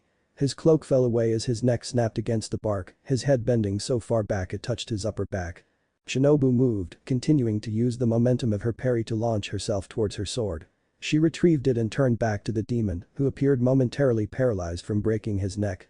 Pushing past the pain once more, Shinobu took in a deep breath to ready her next technique, likely the only one she could do in her condition, the dance of the bee sting, true flutter. Naruto felt nature chakra course through him, soothing him as well as flooding him with the memories of his blood clone, who sensed his panic chakra flared and began to gather nature chakra. A preparation he would later lament not having taken earlier. All this information, however, fell into the obscuration of afterthought as he focused in on the incredibly soft and warm lips pressed to his own. He opened his eyes to find Shinobu's frantic and slitted eyes boring into his own, their beautiful violet hues encompassing the entirety of his field of view for how their faces touched. Tomayo herself was taken aback when he abruptly opened his eyes, revealing not the entrancing blue set he displayed earlier. In their place a pair of soft yellow eyes with horizontal bars shaped her eyes which currently regarded her curiously. She preferred their original color, but Tomayo didn't acknowledge this fact, feeling his warm calloused hand press gently against her cheek, holding it there for a brief moment before gently pushing her away. He sat up, taking in her appearance and just how damaged her lips seemed to be. Naruto frowned and turned to see Shinobu preparing to kill Yushiro. He stood to his feet. "Don't kill her, Naruto-san," Tomayo whispered from where she remained seated. "Most do not become demon slayers without reason, so please try not to judge her too harshly." "She poisoned and almost killed me," Naruto offered in return. "And she's trying to kill you and Yushiro. Will killing her make you feel better?" Tomayo asked. Naruto hated that she asked him that. "Are you going to be okay?" Naruto asked, looking away, his voice dropping. "Didn't think I was that bad a kisser." Unseen to Naruto, Tomayo flustered ever so slightly, the memory of his lips on hers, stirring something inside her long thought to be dormant. Something she didn't want to think about in that moment, instead opting to focus on his concern, which in and of itself did nothing to cool the warmth on her cheeks. "She poisoned you with a wisteria and paralytic concoction. As I attempted to keep your blood flowing, some of it affected me as well. Though it was not enough to do anything beyond sting," Tomayo explained. "But we can discuss this later. Please save Yushiro." Naruto nodded and picked up his mask, placing it back over his face as Shinobu darted towards Yushiro. The ground beneath his feet exploded at the sheer speed, he landed between the two in time to grab hold of her blade, shattering it in half in his hand.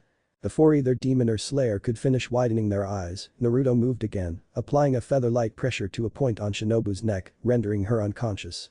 He didn't attempt to catch her as she crumpled on the ground. Yushiro looked shocked, his head snapping between him and the now unconscious demon slayer. He seemed to finally decide on glaring at him. "Why didn't you do that earlier? When I heard she was the poison Hashira, I didn't expect her to literally spit poison into my face," Naruto deadpanned. "Yes, well, that was quite humorous, if I do say so myself," Yushiro said casually. "Yushiro? Male bonding, Tomayo-sama," Yushiro quickly added, firing off an explanation as if he always had them ready. "Of course I find the fact he lives to be expected considering you were the one helping him."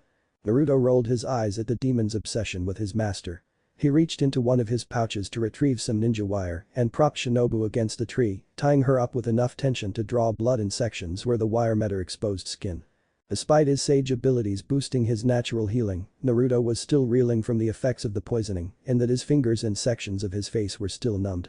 Fortunately, he was able to manipulate his chakra freely once more, creating a clone with orders to rejoin the children. "What was that, Naruto-san?" Tomayo and Yushiro both looked incredibly surprised by the fact a replica of the blonde appeared from behind a cloud of smoke. "I've got my own abilities," Naruto answered vaguely. It wasn't that he distrusted Tomayo considering she risked her life to save his, but he simply didn't deem it necessary, nor did he particularly feel like explaining what a shinobi was or his previous life in the elemental nations. Perhaps another time. I see, Tomayo realized that moment in time was not the best to press the blonde anomaly for answers, but her curiosity was more than piqued. She would be receiving an explanation from him one way or another. Ishiro himself simply glared at Naruto, recalling in that very moment just how his master had to disgrace herself to save the cretin. "What will you do with her?" Tomayo asked. "Ask her a few questions," Naruto said as he kneeled in front of the unconscious woman. He glanced at Tomayo from over his shoulder. "Since you also saved her life, I'll leave it up to you what you decide to do with her after I'm done." What are you doing now?" Tomayo asked, seeing Naruto open the woman's mouth, running his finger throughout it.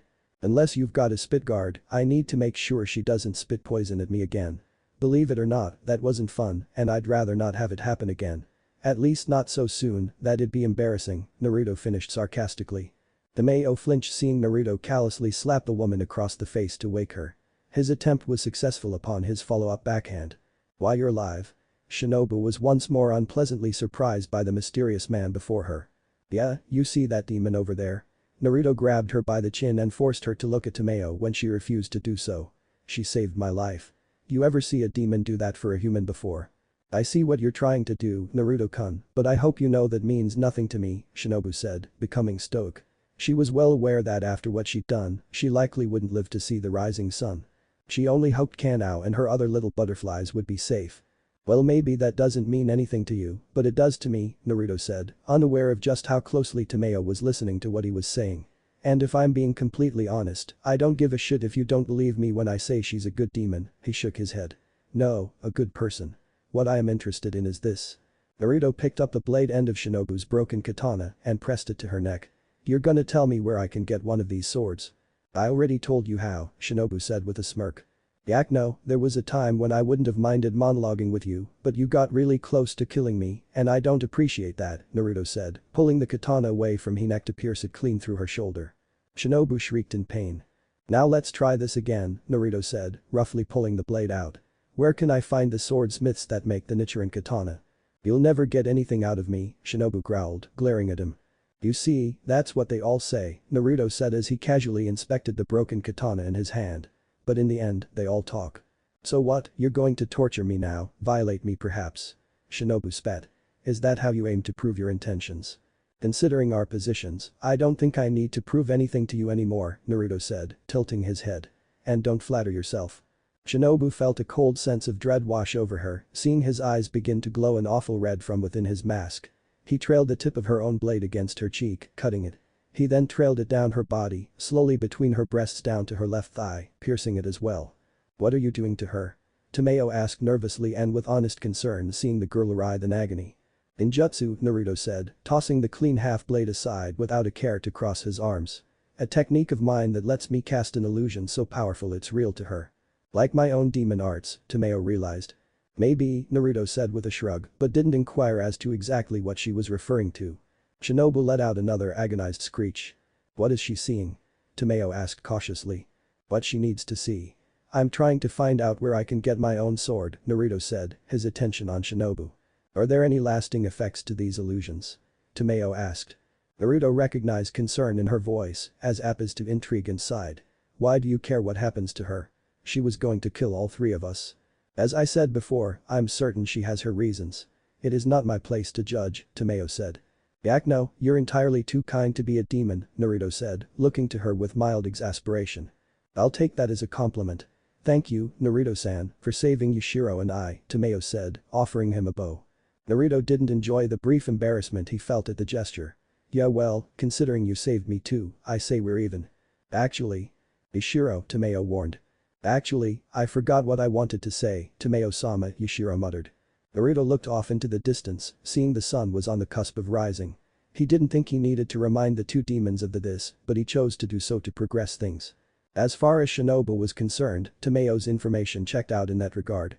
She continued to refuse him the information he wanted, indicating she herself likely didn't know where they were made, and continuing to interrogate her was unnecessary.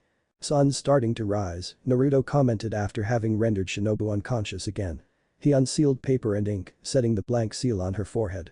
"What are you doing now?" Yashiro asked, his tone indicating he was truly curious as opposed to his usual snark. Sealing arts, Naruto said as he worked on the seal, well aware the demon was standing over his shoulder, observing. I'm no seal master, but I do know enough to get me by. I'm placing a binding seal to keep her from moving. Unlike her poison, it won't stop her from breathing, just from moving. Very interesting, Tomayo voiced what her apprentice would not. It's got its uses, Naruto said as he placed the finishing touches on the seal and activated it.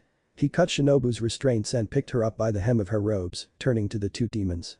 I'll leave her in your care then, Naruto said as he handed her over to a disturbed Yashiro. Heal her, get rid of her, I don't care. What will you do? Tomayo asked, getting the feeling he was leaving, and it unsettled her strictly due to her curiosity. Or so she told herself because there was much she wanted to inquire about the mysterious young man of so many talents. Gonna go check on the orphans to make sure they're okay, Naruto said, turning to Yashiro. Actually, you mind coming with me? I want you to make sure they're all doing well physically. Absolutely not, Yashiro denied immediately. Yashiro, it was all Tomayo had to say. I suppose I can spare a few moments, Yashiro said, handing Shinobu off to his master. Thank you, Naruto said, regarding Tomayo more so. I'll meet you back at the room later tonight. Naruto returned back to where the children were and sent his clone out to patrol the area while he sat and watched as Yashiro inspected the still slumbering children. Other than suffering from whatever sleeping technique the demon Shiho placed them under, along with slight malnourishment for some, they were all healthy enough. But that concern settled, Yashiro returned to his master while Naruto remained in place, leaned up against a wall, he managed to get a couple of hours of sleep.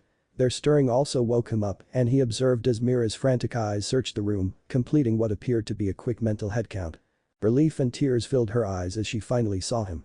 To Naruto's shock and surprise, the girl ran to him, pushing his hand aside to hug him. You did it, you really did it. Naruto tried a few times to gently push the girl away, but she didn't relent, sobbing into his chest.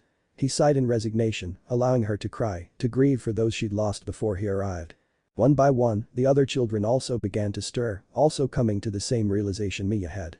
Before Naruto could stop them, he found himself swarmed in a completely involuntary group hug. He had to substitute himself with a nearby pillow, to the awe and adoration of the children. Their constant praises made him feel uncomfortable, bringing up memories he'd much rather leave buried in the past of the children of his own world, in the waning days of the war. How do you know I actually fought a demon? Naruto asked after their excitement subsided. Your mask, Mia supplied. It's got scratches and some blood on the bottom. Are you sure you're okay? Naruto removed his mask, finding it had been scratched. He felt around his face and found the healing scratches on his chin, but Shiho hadn't actually landed a strike on him and neither had Shinobu outside of poisoning him. He quickly deduced that it must have been Tomayo when she removed his mask to help him. There was still blood on his mask, so he sealed it away for later repairs. Yeah. I told you he could do it. Shin cheered, raising a small fist. I thought you said he was gonna get eaten. A younger boy asked curiously. Don't know what you're talking about. Shin released a series of exaggerated and very nervous laughs, which prompted the others to laugh both with and at him. Thank you so much for helping us, Naruto Nai. Raiko added happily, perhaps in an attempt to help her sweating brother, but nevertheless genuine. Naruto felt a warmth invade his chest as they continued to sing him their praises. As much as he wanted to keep them at an arm's length, their joy was very much infectious. Though he'd returned for a reason. Tell me about the village leader, Naruto said to Mia specifically. His name is Izuki Kanto, Mia uttered, confused. Why do you ask? Don't worry about that, Naruto said as he stood. I'll make sure you're all taken care of from now on, but I have to go now.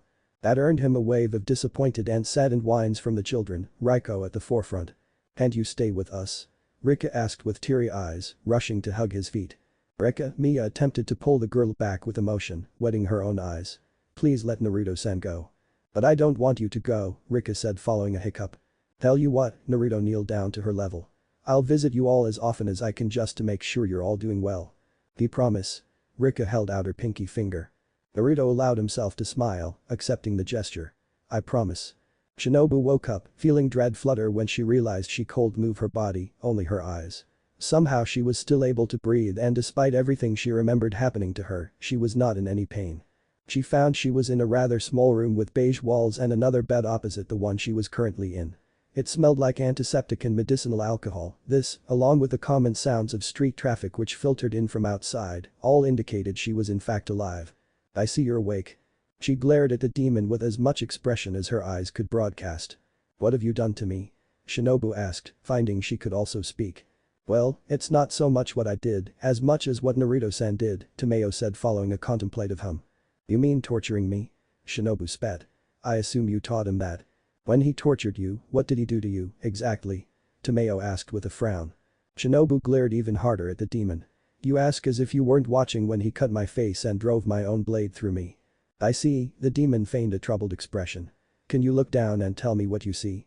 She followed the demon with her eyes as she pulled the sheets that covered her body to reveal she was bandaged around her midsection alone, pristine white bandages which obscured her breasts, but not her belly. Aside from the wrappings on her chest, all she wore beneath was her modest undergarments, exposing her legs. How did you? Shinobu trailed, realizing that aside from a few scratches and bruises, she was uninjured. She looked back to Tomayo with an accusatory look. How were you able to heal me so quickly? All I've given you is a stimulant of my own creation, meant to speed your own natural healing as you've a few broken ribs, so it wouldn't be accurate to say I've fully healed you, Tomayo said as she covered her again. But he stabbed me. Shinobu finally lost what little of her composure remained to shout. I felt every moment as he cut and pierced my skin. And his eyes, they were red and slitted, like a demon. He must be one, right? With the demon arts he's displayed. Shinobu absolutely abhorred the look of sympathy the demon was mocking her with. His eyes are a brilliant shade of blue, not Tomayo seemed to reconsider what she was going to say. He's human, else he wouldn't have survived your wisteria poison, now would he? He might if he was powerful enough, and he does seem powerful, Shinobu retorted, compassing herself once more. But he is, Tomayo acknowledged with a small smile. Just how powerful, even I do not know, I admit. I can't say to speak to what he did to you, or exactly how he did it, but what I do know is that it was merely an illusion. An illusion? Shinobu looked down to her covered body again, realizing with every breath she could feel a dull pain spike in her chest, likely the broken ribs, but there was nothing from where she was stabbed. Or at least, where she thought to have been stabbed. So he didn't. I know it must be difficult for you to believe in our intentions, especially after this encounter, but please understand that we mean you and your organization no harm. At the end of the day, we are after the same thing, Tomayo said. Yes, and what may that be? Shinobu questioned defiantly. It was an exaggerated emotion considering she found herself questioning her own resolve now. There had been ample opportunities for the demons and their powerful human ally to kill her, and yet they hadn't. Instead taking steps in helping heal her. But her pride as a Hashira for the demon slayers would not allow her to be swayed so easily. At the end of the day, they were her enemies. We aim to stop Kibutsuji Musen, Tomayo said. Shinobu stared at the demon with both surprise and cautious anticipation, waiting for her to begin to destroy herself, as what was supposed to happen to those demons who spoke his name. A few heavy, silence-filled moments passed before she realized the demand remained unharmed, returning her stare. I imagine you expected me to die just then. Tomayo accurately surmised. You said his name, Shinobu muttered. How are you still alive? If you'll allow me to explain myself once more, really explain myself, I'll tell you, Tomayo said, her expression becoming troubled. I do not mean to speak for Naruto-san, but if you'll hear me out, I'll tell you all I know of Musen and what I intend to do to stop him. I suppose I don't have much of a choice, do I? Shinobu said, looking away as best she could without being able to move her head. I do apologize about that, but you must understand why you must remain the way you are for the time being, Tomayo said, offering her an apologetic bow. Suddenly, she appeared surprisingly flustered. And if I'm being truthful, I do not know how to free you as it was Naruto-san who's placed what he refers to as a binding seal on you. Believe me, I would remove it if I knew how to, but to attempt it without understanding how it works may prove dangerous to your health. Shinobu would have shivered if she could. Before you begin spouting your propaganda, I would like to know one thing. If I can answer it, I will, Tomayo said, smiling at her perceived progress. Naruto, Shinobu looked to the demon again. Who is he, exactly? What are his motives for working with demons of all things? I'm afraid I don't have those answers, Tomayo said, smiling again. And even if I did, it would be unkind of me to tell you. So I suppose that is something you'd have to ask him yourself. Where is he, anyways? Shinobu asked, glancing about the room again to find it was still only the female demon and herself. Visiting this village's orphans, Tomayo's smile became soft and her eyes half-lidded, as if lost in thought. Yushiro went with him earlier to conduct a check on them. Evidently he found them all living in the rundown home of their previous caretaker. Though it appears he gave them all of our money. A kind gesture, for certain, but an unfortunate one considering that really was all our funds. But I suppose that's on me for not clarifying. Orphans? Shinobu repeated in confusion. What orphans? The same that have been disappearing as of late, Tomayo revealed. Yushiro and I came here to look into the matter, and that's when we met Naruto-san. He fought and killed the demon which terrorized them tonight, though I do wonder how he did that without a sword. I let him use mine, Shinobu muttered without considering what she was saying until she said it. She'd come to investigate sightings of Tomayo herself and was unaware of any other demons until encountering Naruto fighting one. Did you now? Tomayo looked surprised. But she wasn't really listening. Shinobu thought back to what the demon was saying as she died, along with Naruto's promise to protect her children. It wasn't something she put any consideration into until now. While Naruto-san may seem a little rough around the edges, Tomayo began, she herself seemingly lost in her own thoughts. I do believe he's a good man at heart. Shinobu considered what the demon said, wondering if it really was true. Naruto held the fat man up by his robes, the fabric straining and tearing every time he kicked his stubby feet. He'd cast a minor genjutsu on the man much like he did on Shinobu, only this one was simply ascetic in nature. What are you? The man squirmed. He-Man was on the verge of tears as the man in the fox mask glowered at him with glowing red eyes and a horrifying voice that carried with it the promise of pain and suffering. The killing intent and the few strikes across his face were very much real. He'd come in, non-lethally dispatching the guards before rushing the fat man to make his demands. He turned to the young woman who had been under the village leader's desk. She was frozen in fear, holding herself in a ball beneath the desk. You should go. The woman needed no further encouragement to run away. Naruto returned his attention back to the sniveling man and held up the picture he had on his desk, studying it for a moment before turning it to show the man. You have a lovely family, Izuki. A newborn baby boy and a little girl who just started school. And your wife, I imagine yours wasn't the classic story of boy meets girl. It would be a real shame if anything were to happen to them. What do you want from me? The man was openly crying now. I'll give you anything you want, but please don't hurt me or my family. I'm glad you asked, Naruto grinned. The man began to cry even harder, seeing a horrifying row of razor-sharp teeth break the mask, twisting the monster's face. Naruto returned to their room to find all was quiet. Tomayo was at a desk, writing in a journal of sorts, while Yushiro sat crossed on the floor near her, writing on a small slip of paper that reminded him of a seal, if a bit more ornamental in construct. Finally, on one of the two beds, Shinobu was sleeping, his binding seal still set on her forehead. Tomayo greeted him first, stopping her writing to smile at him, pressing a finger to her lips, she glanced to the slumbering demon slayer. Naruto followed her eyes, looking between the two a few times before allowing the supplies he had slung over his shoulder to fall roughly and quite loudly onto the floor, earning him a look of disapproval from the demonic woman. Shinobu's eyes snapped open, frantically roaming the room before settling on him, before her expression became a glare aimed at him to the best of her ability. You're still alive? Naruto asked in a deadpan. He approached her, kneeling down to inspect her. But how's that possible? He glanced at the two demons from over his shoulder. Why haven't you two evil demons eaten her yet? Naruto-san, Tomayo was reluctant to chastise him for reasons she didn't give any credence to, but she was certainly disappointed in his mocking of the poor girl. I don't eat trash, Yushiro dismissed simply, never once looking up from what he was working on. Ooh, that was mean, Naruto removed his mask and set it to the side of his face to reveal a smirk. You hear that? Doesn't seem like you're all that appetizing after all. Oh Shinobu continued to glare at him, impressively conveying her distaste of him despite her limited movement. Well that's just rude, Naruto said with a shake of his head. He stood, deciding he'd sufficiently irked the woman. He regarded Tomayo. Seriously though, what do you want to do with her? We'll be freeing her, of course, Tomayo said with her own frown in place. In fact, I would have done so had I known how. Maybe it's a good thing I didn't show you then, Naruto said as he turned back to Shinobu. What'll you do if I free you right now? Why, kill you all, of course. Shinobu said, momentarily reverting back to her cheery disposition. Yeah, that's what I figured, Naruto looked to Yushiro next. And what about you? What do you think we should do with her? I could use a test subject for a new talisman I'm working on, Yushiro supplied, continuing his work undeterred by the happenings around him. Yushiro. But of course I'll do anything Tomayo-sama wishes, Yushiro finished without breaking his cadence. Naruto hummed. You hear that? Sounds like Tomayo saved your life, he held up his index and middle finger, counting them. I think that makes twice already. What are you saying? Shinobu sounded both cautious and confused. After you poisoned me, I was gonna put a Rasengan through your heart, but Tomayo specifically asked me not to kill you, Naruto said, opening the palm of his hand to conjure the technique, bathing the room in a blue hue. I know it looks really cool, but trust me when I say this isn't something you want touching you.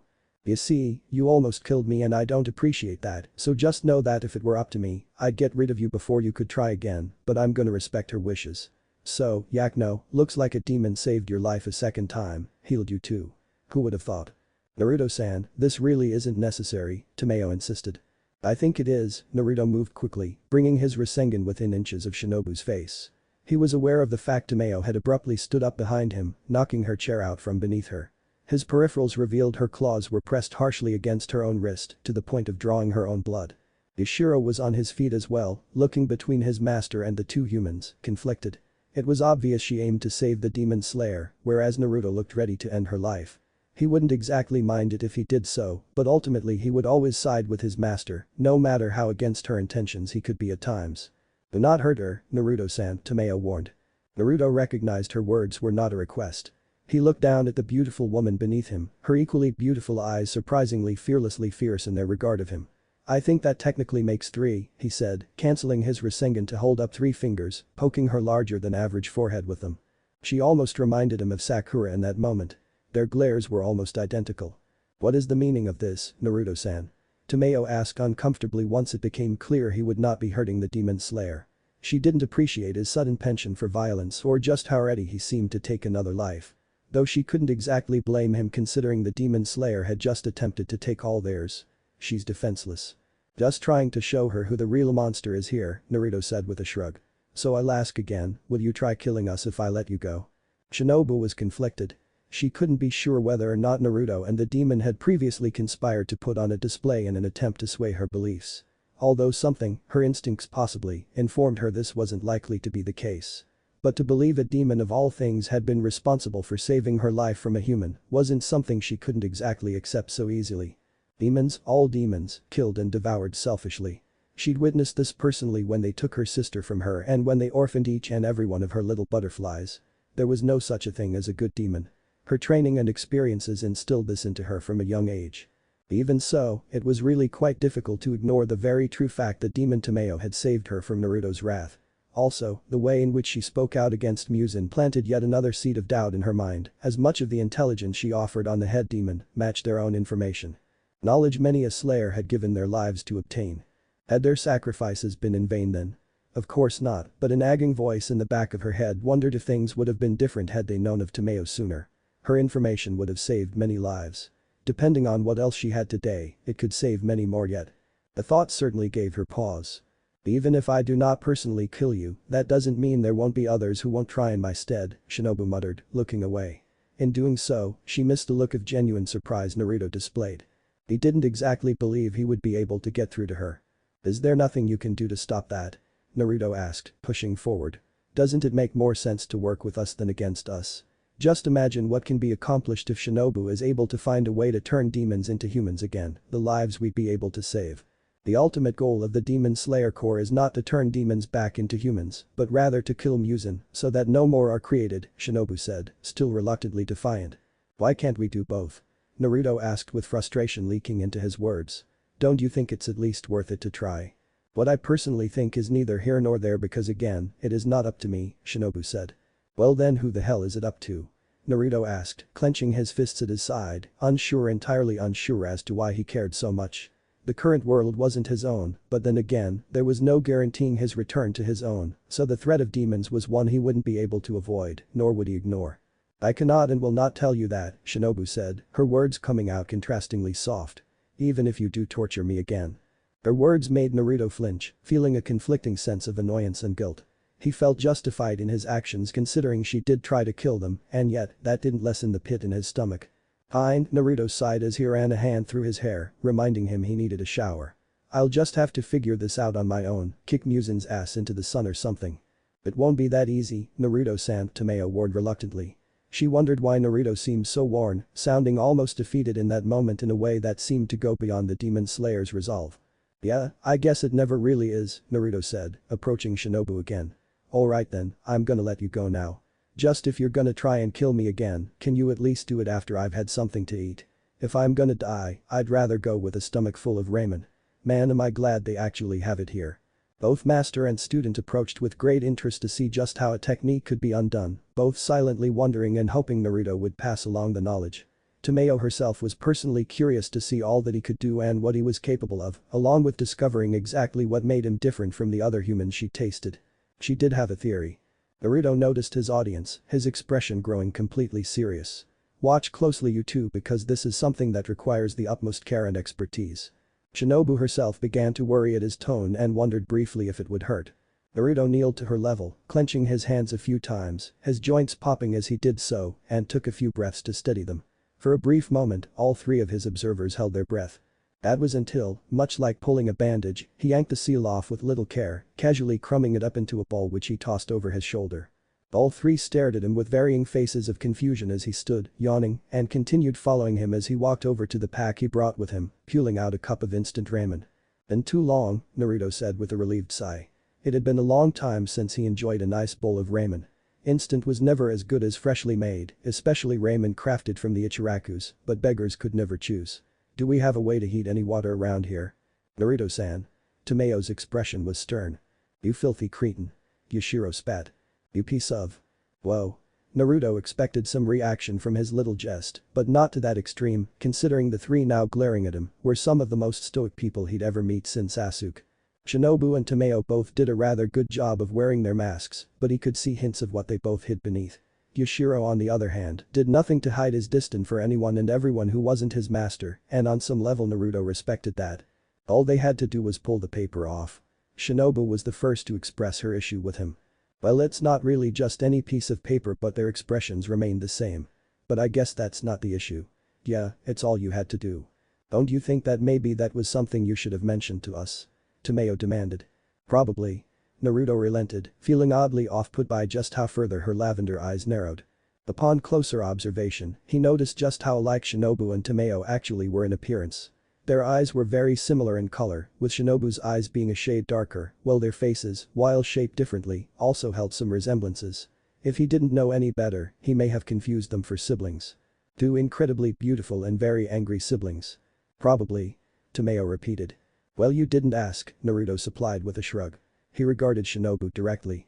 "And you're free now, so, Yakno, scram, get outta here, shoo," he finished, waving her away as he continued his search for a way to boil water.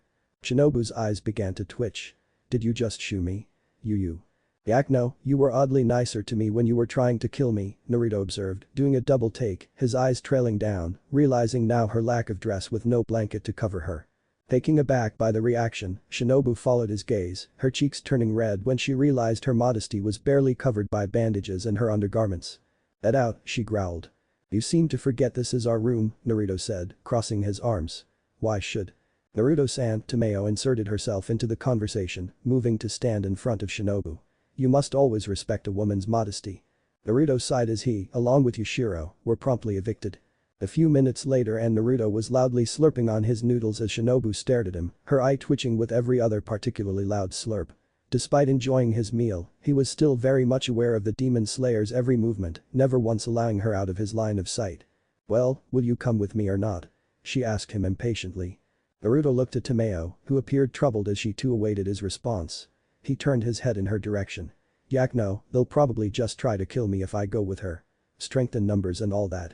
"That is a possibility I have considered." Tomayo was reluctant to continue her line of reasoning. "But I do believe this is the best way to broker an understanding between us and the Demon Slayer organization. I imagine they'll be more inclined to hear you out than I."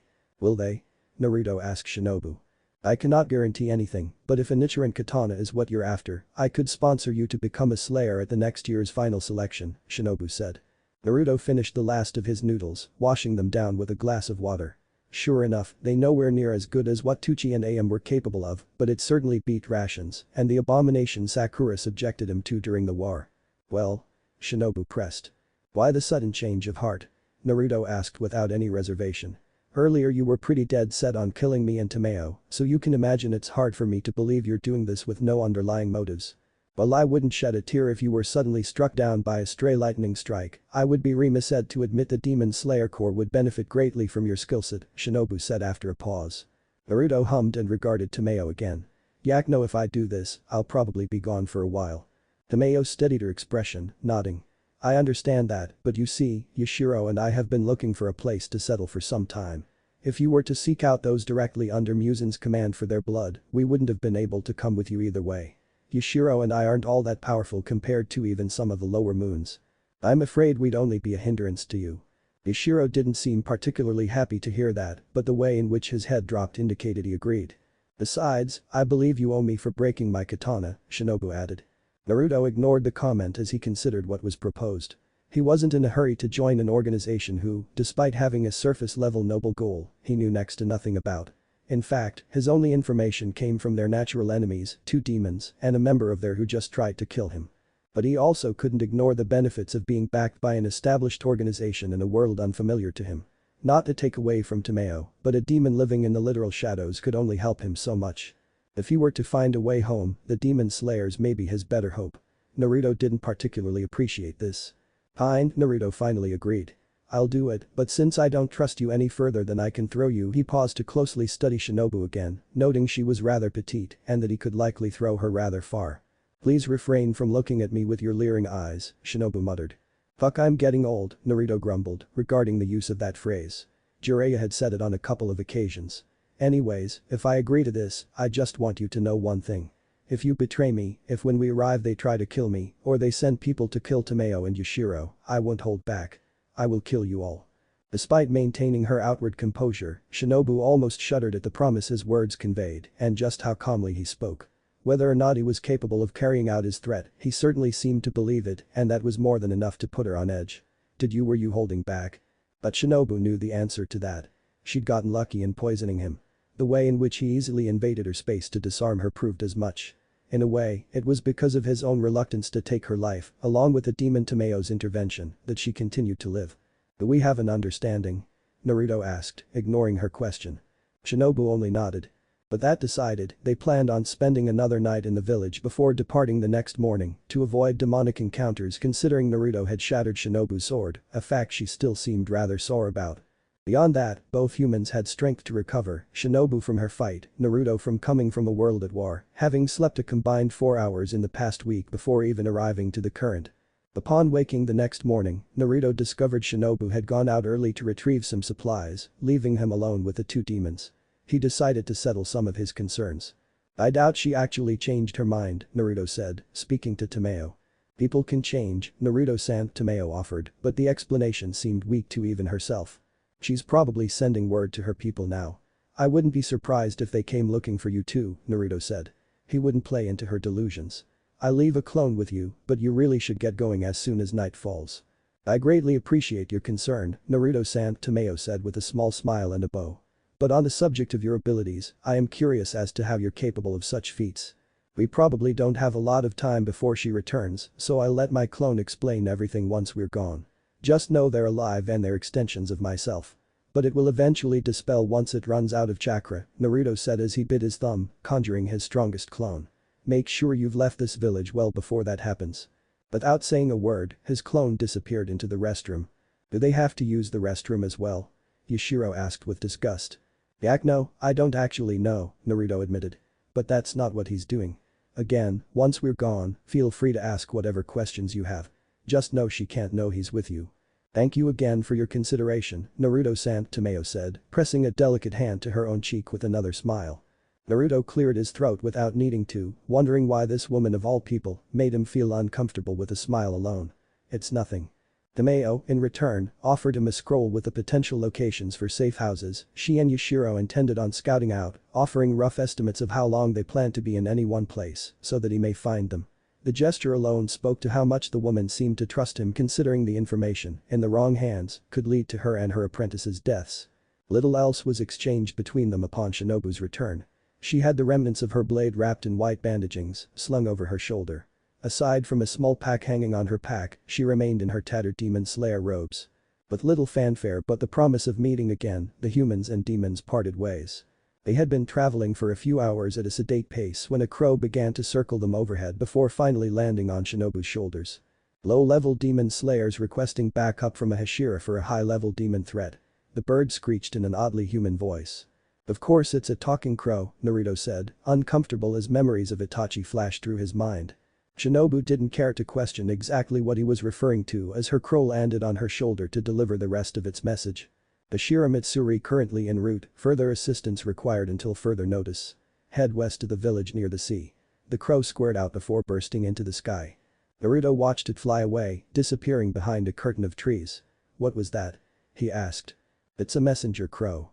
We all get one upon making it through the final selection. You'll have your own if you make it. It's how we receive our orders, Shinobu informed him. It was also likely how they sent messages to one another. Naruto suspected this and was now more than ever confined. She likely made the demon slayers aware of their situation. For the moment, he wouldn't allow himself to worry about it too much, considering he had a contingency in place should his suspicions be proven correct. "We gonna answer the call?" Naruto asked rhetorically. "There is no such a thing as denying an order," Shinobu said, turning on her heel to move in a new direction. Naruto followed her, weighing out his options in his mind. According to the crow, there would be another Hashira meeting them along with potentially other demon slayers. He knew better than to assume all the Hashira were on the same level of Shinobu, who herself almost managed to kill him. Even now, he kept his distance from the poison Hashira, making sure he was, at all times, upwind of her. He did nothing to hide this, and it was more than obvious Shinobu was well aware. That's how they traveled, in complete silence, lost in their own thoughts while never once dropping their guard around one another. It was evening by the time they arrived at a small fishing village that reminded Naruto of Wave when they first arrived on his first real mission. Closed shops lined the main street, while homes with beautiful bones lay in general states of disrepair in the distance, indicating the village may have at one point been prosperous. The few villagers they crossed regarded them wearily, they themselves appearing just as worn and despondent as their surroundings. "We must find this village's lodgings. I imagine that's where we'll find the demon slayers currently dispatched here, assuming they're still alive," Shinobu announced. Naruto nodded and followed Shinobu to a large inn that, itself, appeared to have seen better days. Within they found a small bar that sat weary fishermen who upon entering, became silent to stare at them with the same suspicion everyone else had shown them thus far. "What can I get you two?" a young woman asked them upon taking a seat. She almost reminded Naruto of AM in her unassuming beauty. She had shoulder-length brown hair tied back into a pony's tail, with similar colored eyes and a slim figure. "Two waters and some information," Shinobu said as she set a few coins down on the table. The young woman seemed weary at this response. "Who are you people?" she asked, taking the money regardless of the accusation in her tone. "We don't need any more false hope around here. Or liars for that matter."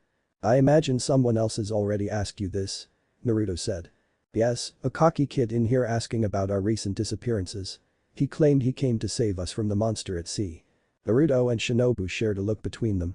"This young man, did he offer a name?" Shinobu asked, knowing he likely hadn't. "No, but he was dressed like you," the young woman said, indicating to Shinobu, her eyes briefly glancing her wrapped sword. "And he carried a blade as well. I haven't seen him since yesterday. Probably ran off with our money, too." "He accepted payment?" Shinobu asked. Naruto noticed the slight creasing of her eyes on her otherwise pleasant mask and wondered exactly how demon slayers were compensated. "Yes," the girl said, affronted. Just then a big gruff man took his stand, his chair scraping noisily along the wooden floor in an otherwise silent room. The atmosphere went from sullen to on edge immediately.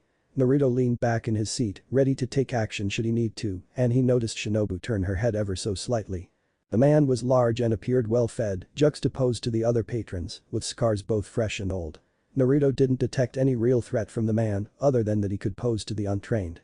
His stride was aggressive, but he seemed to lack any real signs of discipline, his arms large and crossed as he reached them, glaring down at Naruto specifically.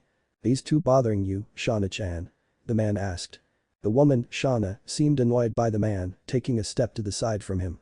"No, Shiro, they were just ordering before going on their way," Shauna said, her words more of a demand than a suggestion. "You look like that idiot from the day before," Shinji said, staring Shinobu up and down with a leering intent. "Though I admit, you're easier on the eyes." "Oh my, thank you for the compliment," Shinobu said with a false closed-eye smile. Naruto rolled his eyes and he noticed this. "You got something you wanna say, pretty boy?" Shiro sneered. "Oh my, thank you for the compliment," Naruto's grin was sarcastic and his comment earned a few restrained chuckles from those around. "You want to take this outside you little shit?" Shiro challenged as he forced his chest to become more pronounced. Shauna rolled her own eyes at the situation but otherwise appeared impartial to the happenings. It was almost as if wasn't the first time such a scene played out. "No thanks, I prefer more lovelier company," Naruto said, winking at the woman. Ink dusted Shauna's cheeks as she tried to fight a smirk. This seemed to set Shiro off even further. "I won't allow some punk grifter to take anyone money from us," he declared loudly, bringing in those around. "So you're going to return the money Shauna-chan paid, or I'm gonna kick your ass and take your bitch as mine. You hear that?" Naruto said, raising both his eyebrows in mild amusement towards the demon slayer. "Should I defend your honor, dear?" Shinobu's pleasant expression briefly fell away. "The fact you have to ask that." Shiro once more boldly proclaimed to his audience, who jeered and lanced their own insults. "What's a beautiful woman like you doing with a spineless punk like this? I can show you how a real man behaves." "Oh my, I suppose you're right," Shinobu said, turning to smile sweetly up at the man. "Why don't you show me how a real man fights?" "My pleasure," Shiro grinned viciously at Naruto. "But I think it's best you stay in here with Shauna-chan. You might not want to see what I do to him." "My hero," Shinobu said, smiling at Naruto this time around. "You hear that, honey? Will you be able to defend my honor, I wonder?" Her words were sickly sweet. "Yes, I've got no choice now. Let's go then," Naruto said following a sigh. He stood and followed after Shiro. "Do not kill him," Shinobu warned in a whisper as Naruto walked past her. A casual shrug of his shoulders indicated he'd heard, but not necessarily that he agreed. Shauna now looked concerned and looked down at Shinobu with slight disgust. Shinji may be a meathead, but he really does know how to fight and is known to be violent. He may very well kill your husband, if not severely injure him. "Oh, he isn't my husband," Shinobu said, unconcerned. "Boyfriend, friend, whatever. You should stop him before he gets hurt," Shauna warned. "I'm sure he'll be fine," Shinobu dismissed with another smile. "Now I believe you've yet to fill my order." Shauna threw a final look of concern in the direction the men retreated, noting Shiro's crew following close behind, already drawing their blades. She was truly concerned for the blonde man's safety, but there was nothing she could do. When she returned with the drinks a few moments later, Shauna was surprised to see Naruto re-enter, looking as if nothing happened, with the exception of the blood staining his knuckles. She was stunned into a momentary state of inaction as he grabbed his drink, still on her tray, before taking his seat again. He downed all his water in one long pull before she reacted. "Did you talk your way out of it?" she asked, flabbergasted. Shauna had never known Shiro to be one for words, much less reasoning. The blood on his hands was another indication of otherwise, but she simply couldn't believe he'd bested the village's most vicious fighter. "Probably should have tried that, but no, not this time," Naruto said as he indicated to the towel hanging around her waist. "Mind if I borrow that?" Wordlessly, she offered him the towel. "Thanks." The information, Shinobu pressed the poor girl. On some level she sympathized with her considering she herself was only very recently taken aback by the blonde's capabilities. "There's something in the waters that have been taking our fishermen," Shauna began, half in a daze before becoming refocused. "Who are you two?" she asked again. "What's important is that we're here to help," Shinobu said pleasantly. "And rest assured we won't be charging you. Truth be told, you shouldn't have been charged to begin with, so I do apologize for that. But if you wouldn't mind, we'll need to know everything about what we'll be facing." "But before you start, do you serve ramen here?" Naruto asked, feeling hungry again. "No," Shauna said after a brief pause. "Ah, well," Naruto palmed his knees and leaned back in his seat with a silent sigh. In a near parallel to Wave, the small fishing village of Mizusu, a once prosperous port that saw a sharp decline in travel once ships began to sink under mysterious circumstances. However, in place of a money-hungry tyrant, rumors of a monster lurking in the waters, along with the disappearances of entire shipping companies, deterred travel and business. That was the rumor, at any rate. Not many lived to tell the tale of what they encountered out at sea, and the few that had were labeled either superstitious or simply crazy when they claimed they encountered a beast of legend with tentacles nearly a mile long. Shauna's own father had recently been lost at sea, prompting her to reach out for help to whoever would listen. Though not many did, and the few who did answer the call either never made it back to report or they'd simply taken her offerings and disappeared without even making the attempt. "I fear I may soon have to close the inn if this continues," Shauna finished sadly. "We'll do what we can," Naruto said, with Shinobu nodding along. "We'll need a room to wait for nightfall." "Of course, but wouldn't it be safer to go out during the day when you can search for the monster?" Shauna asked. "These attacks, I'm to assume most took place during the night?" Shinobu asked. "Yes, how did you know?" Shauna asked. "It was a mere supposition," Shinobu said, standing. "We've preparations to do. We'll be back by a little later before nightfall." "Thank you," Shauna said, though she didn't exactly sound grateful. Naruto suspected she'd had the current conversation more than once. As they began to leave, Shauna followed after them. "Do you need one room or two?" Outside the inn, on the street was Shiro and his 4 cronies, all stacked on atop another beneath a nearby tree, looking various stages of bruised. That in itself was a sight to behold, but what added to the oddity of the scene was the voluptuous woman crouched beside them, giggling as she poked them with a stick, drawing pained groans from the men. She had bright pink hair with green tips, ending in 2 large tails. Her black demon slayer's outfit, below a white shawl, ended in a short skirt, with a wide opening in the chest, revealing a fair amount of hers, and green knee-high socks. Naruto couldn't help but stare until he felt Shinobu's glare on him. "What? I didn't kill them, and I was even nice enough to put them in the shade. I don't know who she is though. She wasn't here earlier, Naruto said. Hey, Shinobu-chan. The woman waved at her with a bright smile and a twinkle in her soft green eyes. That would be Mitsuri, the love Hashira, Shinobu said with a sigh and looked to a still shocked Shauna. Make that 3 rooms, please. Love Hashira? Naruto muttered as he considered what exactly that meant. Shinobu being named the poison Hashira was self-explanatory, leaving him wondering exactly what the admittedly beautiful woman specialized in. Whatever the case, Naruto couldn't help but think Jiraiya would have loved to have seen the world he currently found himself if Tomayo, Shinobu, and now Mitsuri were any indicator of the women that inhabited it. Mitsuri, long time no see, Shinobu greeted with a false smile, returning her wave. Naruto looked at her oddly. Who's the blonde cutie? Mitsuri asked Shinobu as she bounded over to them. Naruto regarded her dryly before turning to Shinobu. Are all of you Hashiras weird? He asked. Shinobu struggled to keep her smile in place, but she could already feel a migraine coming, knowing she'd now have to work to the second most annoying person she knew. Naruto occupied the number 1 spot in her long list thus far. I'll explain everything later, Shinobu said, speaking to Mitsuri. Her falsified expression still in place. I believe we've a job to do. Isn't the sunset absolutely beautiful? Naruto, Shinobu, and Mitsuri stood out on the pier, staring out to the gently rocking sea, bathed in the light of the setting sun. After settling into their respective rooms, they agreed to meet at their current location to discuss their upcoming demon hunt.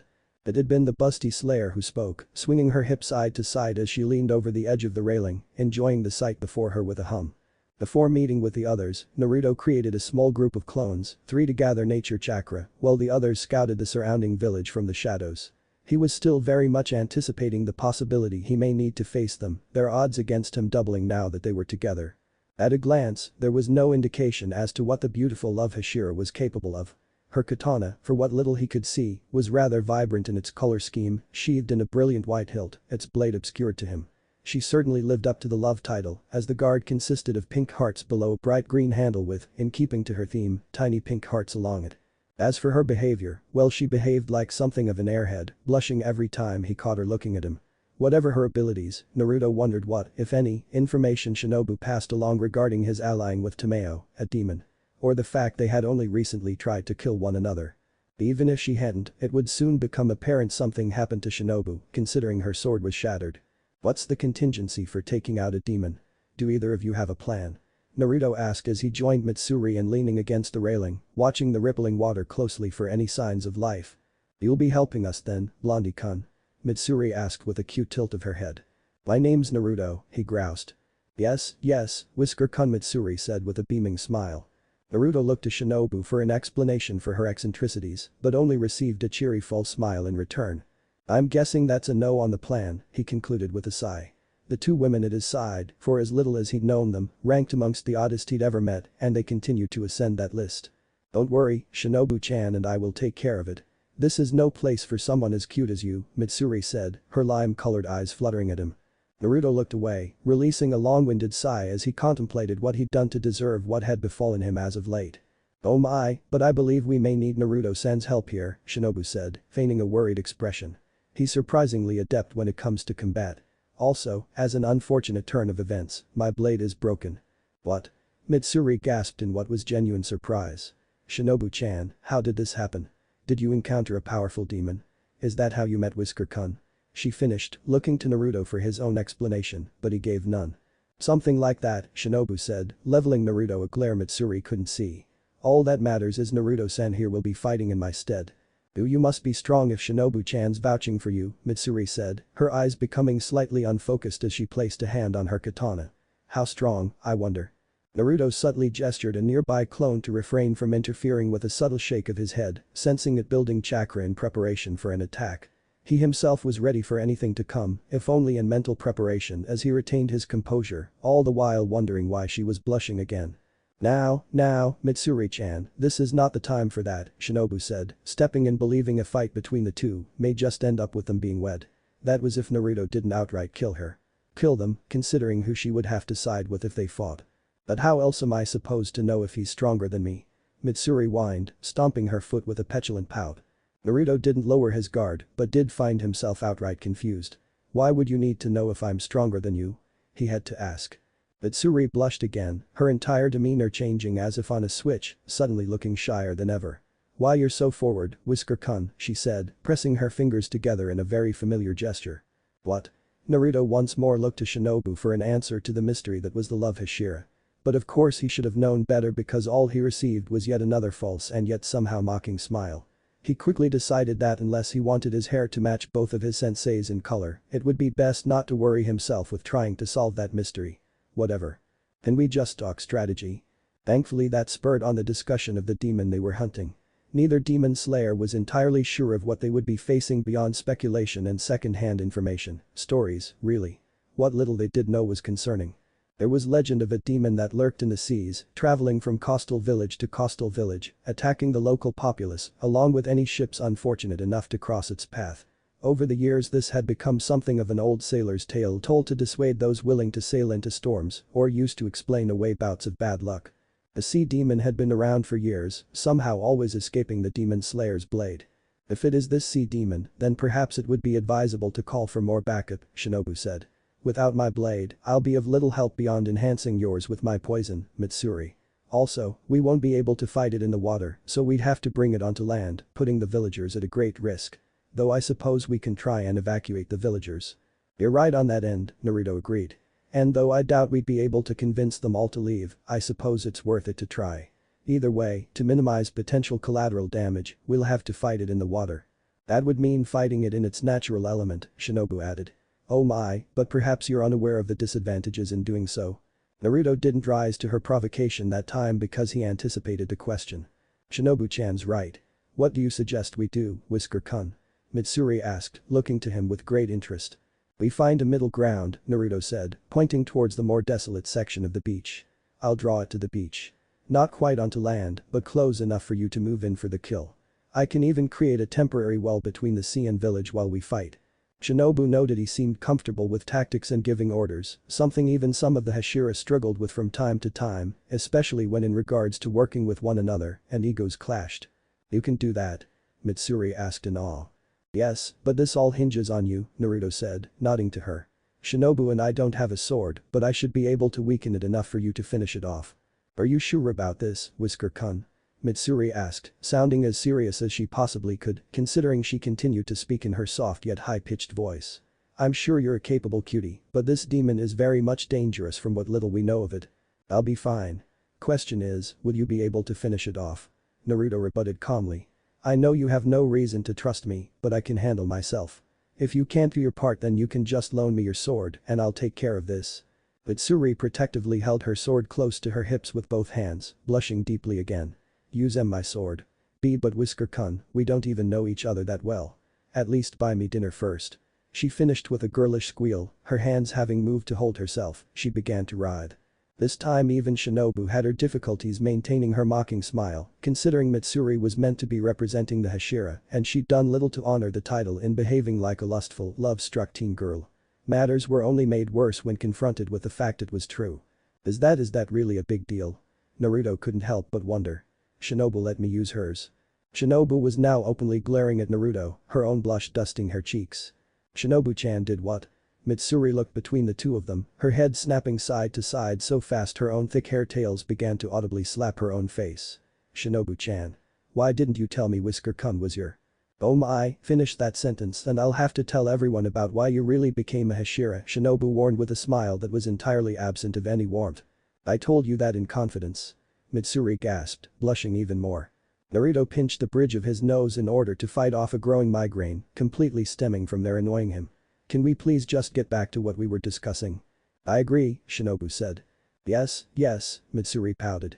Good, Naruto punctuated, feeling as though he were speaking with a couple of children. As to my original question. Mitsuri looked to Shinobu, asking a question Naruto wasn't privy to with her eyes alone, and as if they hadn't just argued. While still maintaining her full smile, Shinobu only nodded. Interesting, Mitsuri was blushing again. If you've managed to convince Shinobu-chan, then I suppose it's worth it to try. You have my word, Whisker-kun, I'll kill the demon when it comes to it. I still maintain we await further support from other Hashira, Shinobu added. More Hashira meant more people to potentially contend with. He supposed it was something he would eventually have to face considering he was being taken to meet them, but he wasn't entirely certain he was prepared for that yet. I understand where you're coming from, but what if it gets away again while we wait? Naruto proposed. Earlier you mentioned it disappears, sometimes for years at a time, making it hard to track. We might not be able to wait for more of you to arrive. If we let it get away now, who knows how many more will die before it's found again. Whisker-kun has a point, Mitsuri added. It's Naruto. Mitsuri smiled at him and used both index fingers to trace 3 lines against each of her own cheeks, mimicking his birthmarks. Very well, Shinobu agreed after a moment's consideration. She hated to admit Naruto was right on any account, but she couldn't deny the logic in his reasoning. Alright then, this is what we'll do, Naruto began by unsealing his mask from the palm of his left hand. First, Shinobu, I need you to. Ah, I love your mask. Mitsuri trotted up to him to look at where he'd hung it off the side of his head, her face very close to his own. Are you a friend of your Akadaki's? She asked, turning to meet his eyes. Ooh. Is he who trained you? Yak no, you kinda act like him too. All brooding and grumpy. No, Naruto said, pushing Mitsuri away by poking her forehead, feeling much more resistance than he was expecting. Now shut up and don't interrupt me again. Shinobu couldn't resist smiling, a genuine one this time, seeing Mitsuri crouched off to the side, drawing invisible circles on the pier. For a moment, she even allowed herself to imagine a dark cloud looming over the boisterous Hashira's head, pouring. Not many people could engage her without becoming either a drooling mess or impassive altogether to her quirks. I'm sorry, Mitsuri muttered. As I was saying, Naruto continued, completely ignoring the beautiful woman's sorry state. Shinobu, I'll need you to poison my kunai and just to be sure, Mitsuri's sword as well. Also, I want you to stay back at a safe distance. Mitsuri, you wait for my mark. Once I weaken it, that's when you'll come in and finish it off. Sounds simplistic, Shinobu commented. There's really not much more to it than that, Naruto offered with a shrug of his shoulders. Now, let's get started. Shinobu was startled seeing Naruto shrug off his robes, revealing he wore nothing beneath except for a simple pair of boxer shorts. That in itself was unexpected, but no more so than what he did next. Naruto bit into his own thumb, streaking it across his exposed chest, resulting in a cloud of smoke obscuring him briefly. When it cleared, he was holding the armor from the day before, a dark thin undershirt, a chainmail shirt with patches of rust, and a green vest. He dropped all but the dark undershirt, the heavy thud and following reverberation on the pier alluded to just how heavy his armor was. But neither women put much thought into that, at least not for long as their focus strayed to something else. Oh? Mitsuri's eyes became half-lidded. Shinobu's eyes roamed his broad back, having since turned away from them. Scars, both old and recent, painted a gruesome picture of a life of combat. Taut, powerful muscles stretched and undulated as he slipped on the undershirt, followed by the heavy chainmail, and finally the vest. It was only when he bent over to put on his pants that Shinobu realized she was staring a little too closely. With a faint heat to her cheeks, she turned away, chastising herself for finding any part of the annoying blonde attractive. Naruto finished zipping up his armor, patting it down in a few sections, noting it was getting worn and he would either need to repair it or find something new. He pulled a kunai from within and presented it to Shinobu, who was making an odd face. Her and Mitsuri both, but he paid no mind to this. Spit on it. Excuse me? Shinobu's face grew darker in color. Mitsuri's as well. Naruto's eyebrow rose in brief confusion before rolling his eyes in realization. Get your mind out of the gutter. I need you to coat it with that demon poison of yours. Oh my, do you truly believe I create my poison within my body? Shinobu asked, her faux pleasantness slipping momentarily. Well yeah, Naruto admitted with a shrug. Yak no, like a snake. Mitsuri had to slap a hand over her mouth to keep herself from laughing. Shinobu, never once breaking eye contact with him, reached into her robes to produce a small vial. She tossed it to him with slightly more force than necessary, but he caught it nonetheless. It's an honest mistake, Mitsuri chimed in sheepishly. I kinda assumed the same thing. Shinobu turned her smile to Mitsuri, who seemed to see through it, shrinking further into herself. What? We don't talk as much as I'd like. Alright then, you two wait here while I go get set up, Naruto said, moving their preparations along. Shinobu watched him go, admittedly curious to see further what he could do. So, Mitsuri elongated the word. Where'd you meet Whisker-kun? That's a long story, I'm afraid. I think it's best we focus on the task at hand, don't you? Shinobu proposed, tilting her head with a smile. You're no fun, Shinobu-chan, Mitsuri whined. But Shinobu paid her little mind, instead focusing on Naruto as he walked just beyond the edge of the beach. 2 identical copies of himself exploded into existence at his side, pulling a gasp from her fellow demon slayer. Oh my, 3 Whisker-kuns. Mitsuri muttered breathlessly, her face warming again. Shinobu's attention sharpened, hoping for any insight on just how he was able to perform demon-like arts. He gave no visible indication as to how he produced his copies, other than the odd way in which he moved his hands, his fingers forming meaningful configurations so fast she almost couldn't see them. Similarly, his copies mimicked his actions.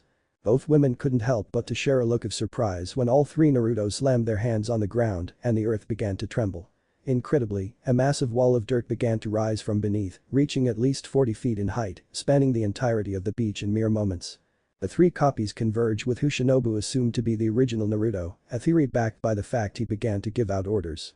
"You maintain the wall," Naruto directed the first. "And you go in the water to look for it. Dispel whenever you see it." His words were soft-spoken, but Shinobu heard him clearly. One of the copies, to their continued surprise, calmly walked up the wall they just erected, defying gravity as if it were perfectly normal. The other one, meanwhile, walked towards the ocean, trudging through the water just as calmly, the water rising past his knees, up to his chest, until his head fully disappeared beneath the surface of the tumultuous water. Meanwhile the remaining Naruto sat himself on the edge of the water, beginning to what Shinobu assumed was to meditate. He became deathly still, so still he didn't even appear to breath. He certainly was, but his breaths were shallow and far and few between. I know I already asked, but who is he?" Mitsuri asked, sounding truly curious, but there was something underlining her words. What was he? Shinobu was well aware of the true question being asked of her, but she didn't exactly have an easy answer, because even she didn't know. Naruto was a mystery she needed to observe further. "We must keep a close eye on him," Mitsuri, Shinobu revealed in a whisper, never once looking away from the sight before them. "I'm taking him to meet Yabayashiki-sama because I truly believe he has the potential to be a Hashira himself. That being said, I do not know to what extent we can trust him yet." "Is he dangerous?" Mitsuri asked, her ditzy demeanor suddenly absent. "I cannot confidently speak for his intentions, but he is undoubtedly powerful. Be that on our level or beyond, I honestly would rather not have to find out. All I know is that we cannot afford to underestimate him," Shinobu advised, her grip on the wood railing rightening to the point of splintering it. "Or to go against him. The strength of a Hashira or beyond," Mitsuri sounded ponderous. Shinobu realized that, to her immense disappointment, was blushing again as she studied Naruto closely. A couple of hours passed before anything happened. In that time Shinobu had no choice but to reluctantly relay what had transpired between them, leaving out any mentions of the two demons they'd gone to war over. In her recounting their fight was born of a misunderstanding. This only had the unintended effect of reinforcing Mitsuri's interest in the blonde. Not that Shinobu placed too much importance on this. The love Hashira's crushes typically depended on the day of the week and were often fleeting once they all failed to meet whatever prerequisites she had. Speaking of Naruto, in that 2 hours he'd yet to move from where he'd taken his seat and his copy, the one that had disappeared into the sea, never resurfaced. Shinobu was growing rather annoyed with Mitsuri's attempts to pass the time by asking questions about the aforementioned blonde, questions she couldn't possibly know having just met him. "It's here." His shout was abrupt, calling their attention to the ocean just in time to see it illuminate briefly before something exploded deep in the dark depths, the surface level belching out a cloud of smoke. That's when something began to emerge. The demon's head surfaced first, the overall shape a horrifying amalgamation of a shark and a squid, its skin was covered in scales, a light-consuming shade of dark. Two menacing horizontally slitted golden eyes broke the surface, glaring at Naruto specifically. Next to emerge were the bone protrusions surrounded what would have been its chin and along the side of its head, concentrated around its gills. It continued to rise from the depths, eclipsing the moon's very light in its sheer size, revealing an almost humanoid body. Its exposed arms were equally massive and rippled with tightly wound muscle, webbed hands ending with bone-like protrusions as apposed to claws. It was a monster in every sense of the word, towering high above them, almost as, if not taller than a fully formed Biju. Its maw opened to reveal thousands of jagged teeth and a writhing mass of tentacles within. Twin jets of superheated steam spewed from its nostrils, its gills opening to suck in air violently before releasing a roar. The shock wave the roar produced was visible before it was audible, exploding in a sound that was somehow both deep and high-pitched. Naruto continued to look up at the towering demon much larger than he'd expected and released a tired sigh at what was to come. Fuck. It began advancing forward, its massive stature giving the illusion of being slow-moving, but the violence and how the water warped and parted around it spoke to its speed. Even the sea could not dampen the shaking of the earth. "It's so big," Mitsuri exclaimed, drawing her sword. She dashed forward, leaping from the pier, crossing a long distance to join Naruto's side. "Are you sure you want to do this, Whisker-kun?" "Yeah. That thing's fucking big but the plan's the same. I'll weaken it so that you can finish it," Naruto said as he began to walk towards the water. "Maybe you shouldn't go swimming with that thing, Whisker-kun," Mitsuri advised. "It's Naruto, and I'm not," Naruto said, walking on the water's surface with his right hand held outstretched. "You can walk on water too," Mitsuri called out from behind him. "So neat. It's much larger than the report suggested. Naruto, we must retreat at once," Shinobu called to him. Naruto could sense the immense danger they currently faced by how the demon's intent to kill permeated his own anger and determination. His clone hadn't even been able to detect the massive demon in the water until it was in its grasp, ending itself by exploding. The demon before him was very much a threat, and though a retreat would have been the most logical course of action, doing so may lead it to the nearby village. He couldn't allow for that to happen. There was no turning back. In his right hand a Rasengan came to be, along with another clone, who began to infuse wind chakra into the technique. He instructed his clone to call for and take place of one of his sage clones, as he would need additional support in assuring the demon didn't reach the village. "Naruto, are you listening to me?" Shinobu called to him again. She and Mitsuri both were, in their own ways, troubled by what they were seeing. The demon before them was larger than any they'd ever personally witnessed, and they too were suddenly inundated with a sense of danger that it exuded. Yet Naruto stood firm in his advance, now wielding a large swirling ball of brilliant energy, tearing through the sounds of impending doom with a high-pitched whistle. It released another roar, rattling everything like rolling thunder, and as it approached, the more of its true stature was revealed. "Shinobu-chan, you should call Naruto back now." Mitsuri steadied her sword, taking a stance. Any traces of humor were completely absent from her face. Shinobu, having joined Mitsuri on the beach, glared at her fellow Hashira. "What do you think I'm attempting to do?" The water exploded beneath Naruto's feet and suddenly he was hundreds of feet in the air, near level with the demon.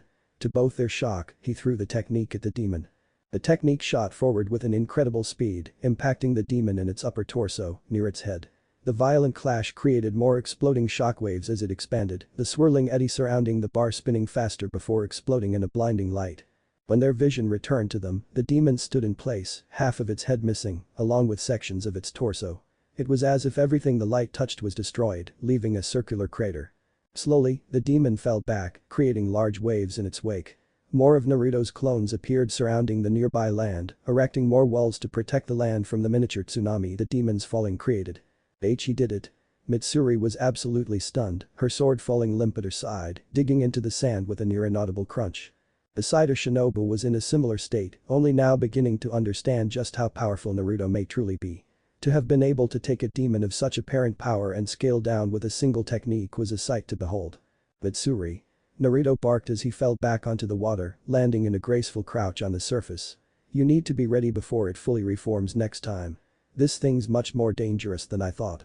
We need to kill it as soon as possible." She'd missed her chance, both demon slayers realized.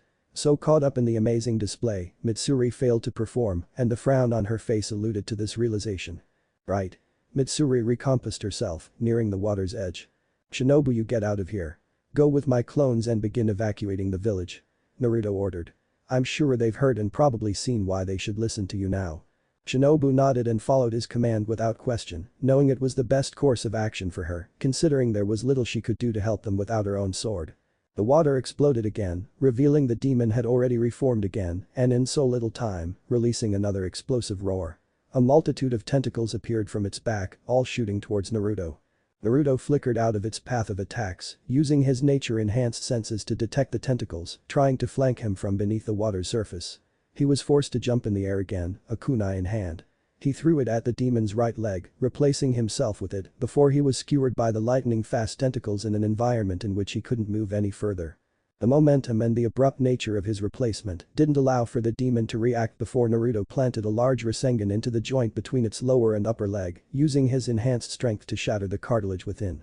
The demon bellowed in pain, falling to one knee. Naruto maneuvered behind the demon, 5 more clones exploding into existence beside him.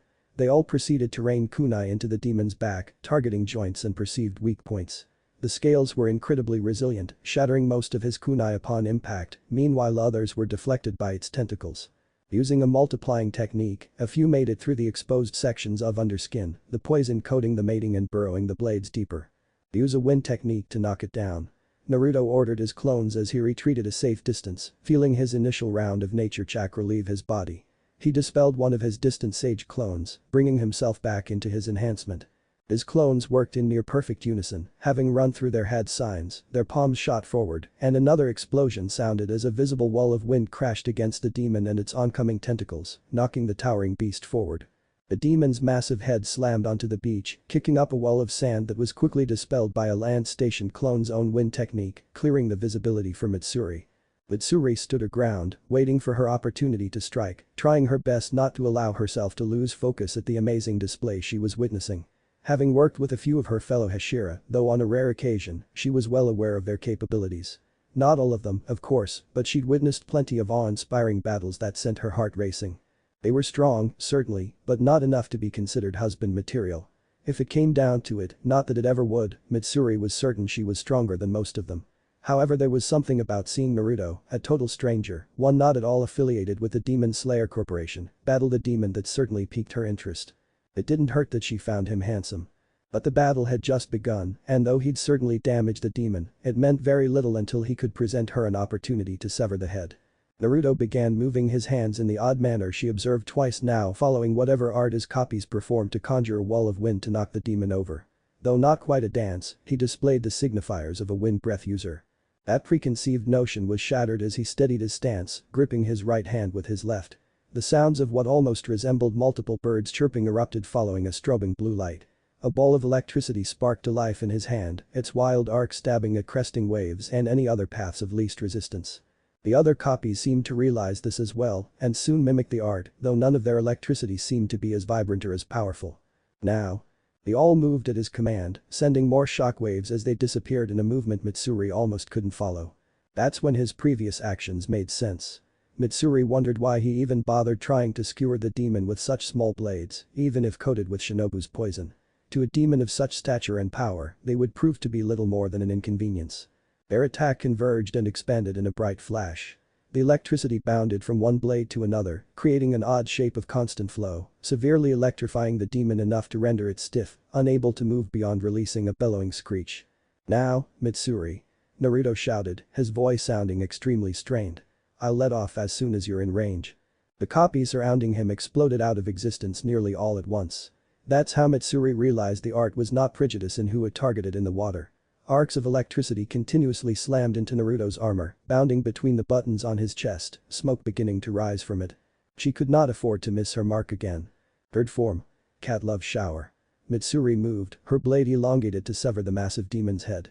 Naruto was going through a vast amount of his nature chakra to protect himself from being electrocuted by his own technique, his concentration split in many directions, his primary focus on Mitsuri. She moved fast, leaping into a rolling spin, building speed. Her blade grew longer with each resolution, poised to decapitate the demon. It was his instincts that alerted him of the incoming danger. He moved before he even realized why, rushing towards Mitsuri. With a kunai enhanced with wind chakra, he cut through the melted zipper of his flak jacket, now smoldering. It all happened in a blink of the eye. Naruto stunted all her momentum at once, using his own kunai to stop her roll, breaking it in the process. He wrapped himself around him in time to protect her from a multitude of sharp-boned spears the demon expelled from around its neck. His clones moved in quickly, his sage clone taking the lead in creating another Rasen Shuriken, while the others unleashed a multitude of their own techniques to pull the demon's attention from them. Naruto. His chainmail carried out its intended purpose, but it only covered his chest. Upon setting Mitsuri down, Naruto had to pull 3 spears that had managed to stick him. 2 from his right thigh and leg and 1 that pierced his left arm. "Fuck," Naruto groused, feeling one of his lungs collapsing from the sheer impact of the bone spear impacting his armor. He even had to pull the chainmail away from his back where it had become slightly embedded into his skin from the impact. "Naruto," the voice repeated. "Naruto, you're hurt." It wasn't Mitsuri. "I thought I told you to go." Naruto muttered, spitting up a wad of bitter blood. Shinobu looked torn between angry and concerned. "We must retreat like I suggested. The village has been evacuated except for a few stubborn residents. Without my sword, this is currently beyond our capabilities," Shinobu argued. "No, it's fine," Naruto said, grimacing as he thumbed some of the blood from his chin, tracing it across his right palm. He grasped the needle now in his hand, removing the cap with a flick of his thumb. "What is that?" Shinobu asked. "The gift from our friend," Naruto muttered before stabbing it into his left pectoral, Tomayo's healing concoction immediately beginning to work in combination with his own natural healing, along with the dispelling of his third and final clone, imbuing him with nature chakra. He closed his eyes, concentrating his chakra and flared it, allowing it to course throughout his entire body at an advanced rate. But you're in no condition to fight anymore, Shinobu argued through grit teeth. That's when she realized there was steam rising from Naruto's wounds, and to her disbelief, they began to mend shut before her very own eyes. Shinobu took an involuntary step back as Naruto almost seemed to glow, his already wild hair swayed as if blown by an upward gust of wind. Beyond what he outwardly displayed, there was a substantial change in what she sensed from him. It was as if he was radiating a heat that had no actual effect on the temperature, his very presence surrounding her. There was something almost calming about the feeling and almost dread-inducing when it was gone, something Shinobu would consider when their lives weren't in immediate danger. This is just an inconvenience, Naruto said, feeling the pain throughout his body lessen, another side effect of Tomayo's impressive creation and his own chakra surge. This demon may be powerful, but it's slow. Well, except for those damn spikes. If not for it demon's bullshit healing abilities, I woulda killed it by now. That much was true, but it didn't count for much when the outcome remained the same. The demon still lived. But what if you cannot position it within Mitsuri's range? Shinobu pressed harshly. Naruto, I know you believe you are strong, and perhaps you are, but what if you're not strong enough to properly defeat this demon? What happens if you die here because you refuse to accept retreat? Naruto offered her a stiff shrug, his attention on the clones battling it out with the massive demon. They were inflicting clearly dealing damage to it, but it continued to heal at a rate that far surpassed the first demon he encountered. It really was frustrating having the sufficient strength to kill the demon, while being unable to defeat it due to its incredibly pesky healing. If I die you won't have to deal with me anymore, Naruto replied absent-mindedly as glanced at the love Hashira. The way in which he presented his own death was as casual as could be, and it bothered Shinobu for reasons beyond herself. All she knew was that it did. Mitsuri, Naruto called to the oddly silent woman. Yes. Mitsuri acknowledged in a monotone. You're Hashira, right? That means you're supposed to be powerful, the best the demon slayers have to offer, he pressed. Yes, Mitsuri nodded, her frown tightening. You act like one, Naruto spoke harshly but did not raise his voice. I'm gonna bring it down again, but this time, I need you to follow through and kill it. I don't think I have to warn you to watch for its defenses. I could have dodged that, Mitsuri muttered after having flinched at his words. Not with you soaring through the air like that, Naruto countered. That much was true, Mitsuri lamented. I would have survived, Mitsuri muttered in just above a whisper. Probably, Naruto relented with an acknowledging nod, feeling the beginnings of guilt at her downtrodden expression. He suddenly felt as though he'd just yelled at a puppy. An explosion briefly pulled his attention back to the fight. His sage clone had performed a combination technique with a clone, combining wind and fire to ignite the night sky. But I feel like we've been going about this all wrong, and that's my fault. I think I need to trust in your abilities as are you okay? When he turned back to face her, he was confused to discover that while her serious expression returned, somehow Mitsuri's blush was more pronounced than ever. Yes, Mitsuri nodded herself, both her solemn expression and blush both remaining. Naruto slowly returned the nod. Right, well, I know we probably should have gone over this earlier, but I made the mistake of thinking this demon would be like the last one I faced. I'm fast, I have enhanced strength, and I can perform techniques with most elements. Center yourself around that information. What was that first attack of yours? Mitsuri asked after having acknowledged his words with another nod. It was so pretty. Well, that's because it is one of my strongest techniques. I call it the Rasen Shuriken because I couldn't think of anything better. The thing is, I can usually kill things with that technique in one go. So you can imagine I'm a little annoyed by the demon's stupid healing, Naruto muttered with arms crossed. You'll soon learn that's a common problem most of our inexperienced slayers face, Shinobu added. Which is why we should finish this, Naruto said, regarding Mitsuri alone. So I can get one of those fancy katanas myself. I'm fast and strong as well, Mitsuri understood what he was asking of her. And I can control the length of my blade. My specialty is love breathing. Then show me what that means and what you can do, love Hashira, Naruto challenged. Mitsuri finally cracked a smile, a smirk really. You're on, Mask-kun. She shot forward in an incredible display of speed, running across the surface of the water to join in on the fray. Well shit, she can do that too. That would have been nice to know, Naruto muttered to himself. He looked to Shinobu once more. You really should get out of here, but before you do, I have a favor to ask. Shinobu didn't answer him, but her maintained eye contact was enough to tell him she was listening. Well, two actually. I know you really don't owe me anything, but if I fuck this up and somehow end up dying here, I want you to leave Tomayo and Yashiro alone. I know you probably have your reasons for hating demons in the way you do, and I really am sorry if I made it seem like I didn't care, but I really do think they're good people, demons, whatever you want to call them." Naruto briefly paused to allow his words to settle before he made his request. "You don't have to work with them or even help them in any way, but please don't try and kill her." "I suppose you'll have to continue pleading your case," Shinobu said after a moment's pause and sincere consideration. "And as for your second request. The village we just came from, I promised a few kids I'd check on them from time to time. I really just need you to make sure that shitty village leader's taking care of them proper," Naruto said. Shinobu's expression and posture slowly relaxed as she slipped her mask of sickly sweet pleasantries back into place. She reached into her robes to produce another vial, this one red in color. She tossed it at him, underhanded this time, sending it soaring gently into his open hand. "What is this?" Naruto asked reluctantly. "My own healing medicine," Shinobu said, turning away. "It may not be as potent as hers, but you might find it'll help you should you need it. I already have my own little butterflies to care for, so I suppose you can't die if you're to take care of those children and your pet demons." Naruto managed a small smile at her retreating back, finding maybe she did have a heart after all. "It's not poison, is it?" But he really couldn't help himself. Shinobu seemed to stumble slightly in her stride, turning to glare at him briefly. "No, it is not." She disappeared in a sprint. Naruto hummed, wondering where that had come from. But he didn't give the matter much importance as he readied himself to join the ongoing battle. Mitsuri was certainly fast. He suspected it was how she managed to run atop the water alongside his clones, her movements fluid yet powerful, cutting deep into the demon. Seeing just how adept she seemed to be, Naruto decided he didn't need to worry about her as much as he had been. He tore the remainder of his chainmail off and tossed it to the side, unsealing a fresh kunai. Coating his blade into Shinobu's poison, he joined Mitsuri in battle. The end. Thanks for watching, also remember to subscribe and like this video. See you in the next video.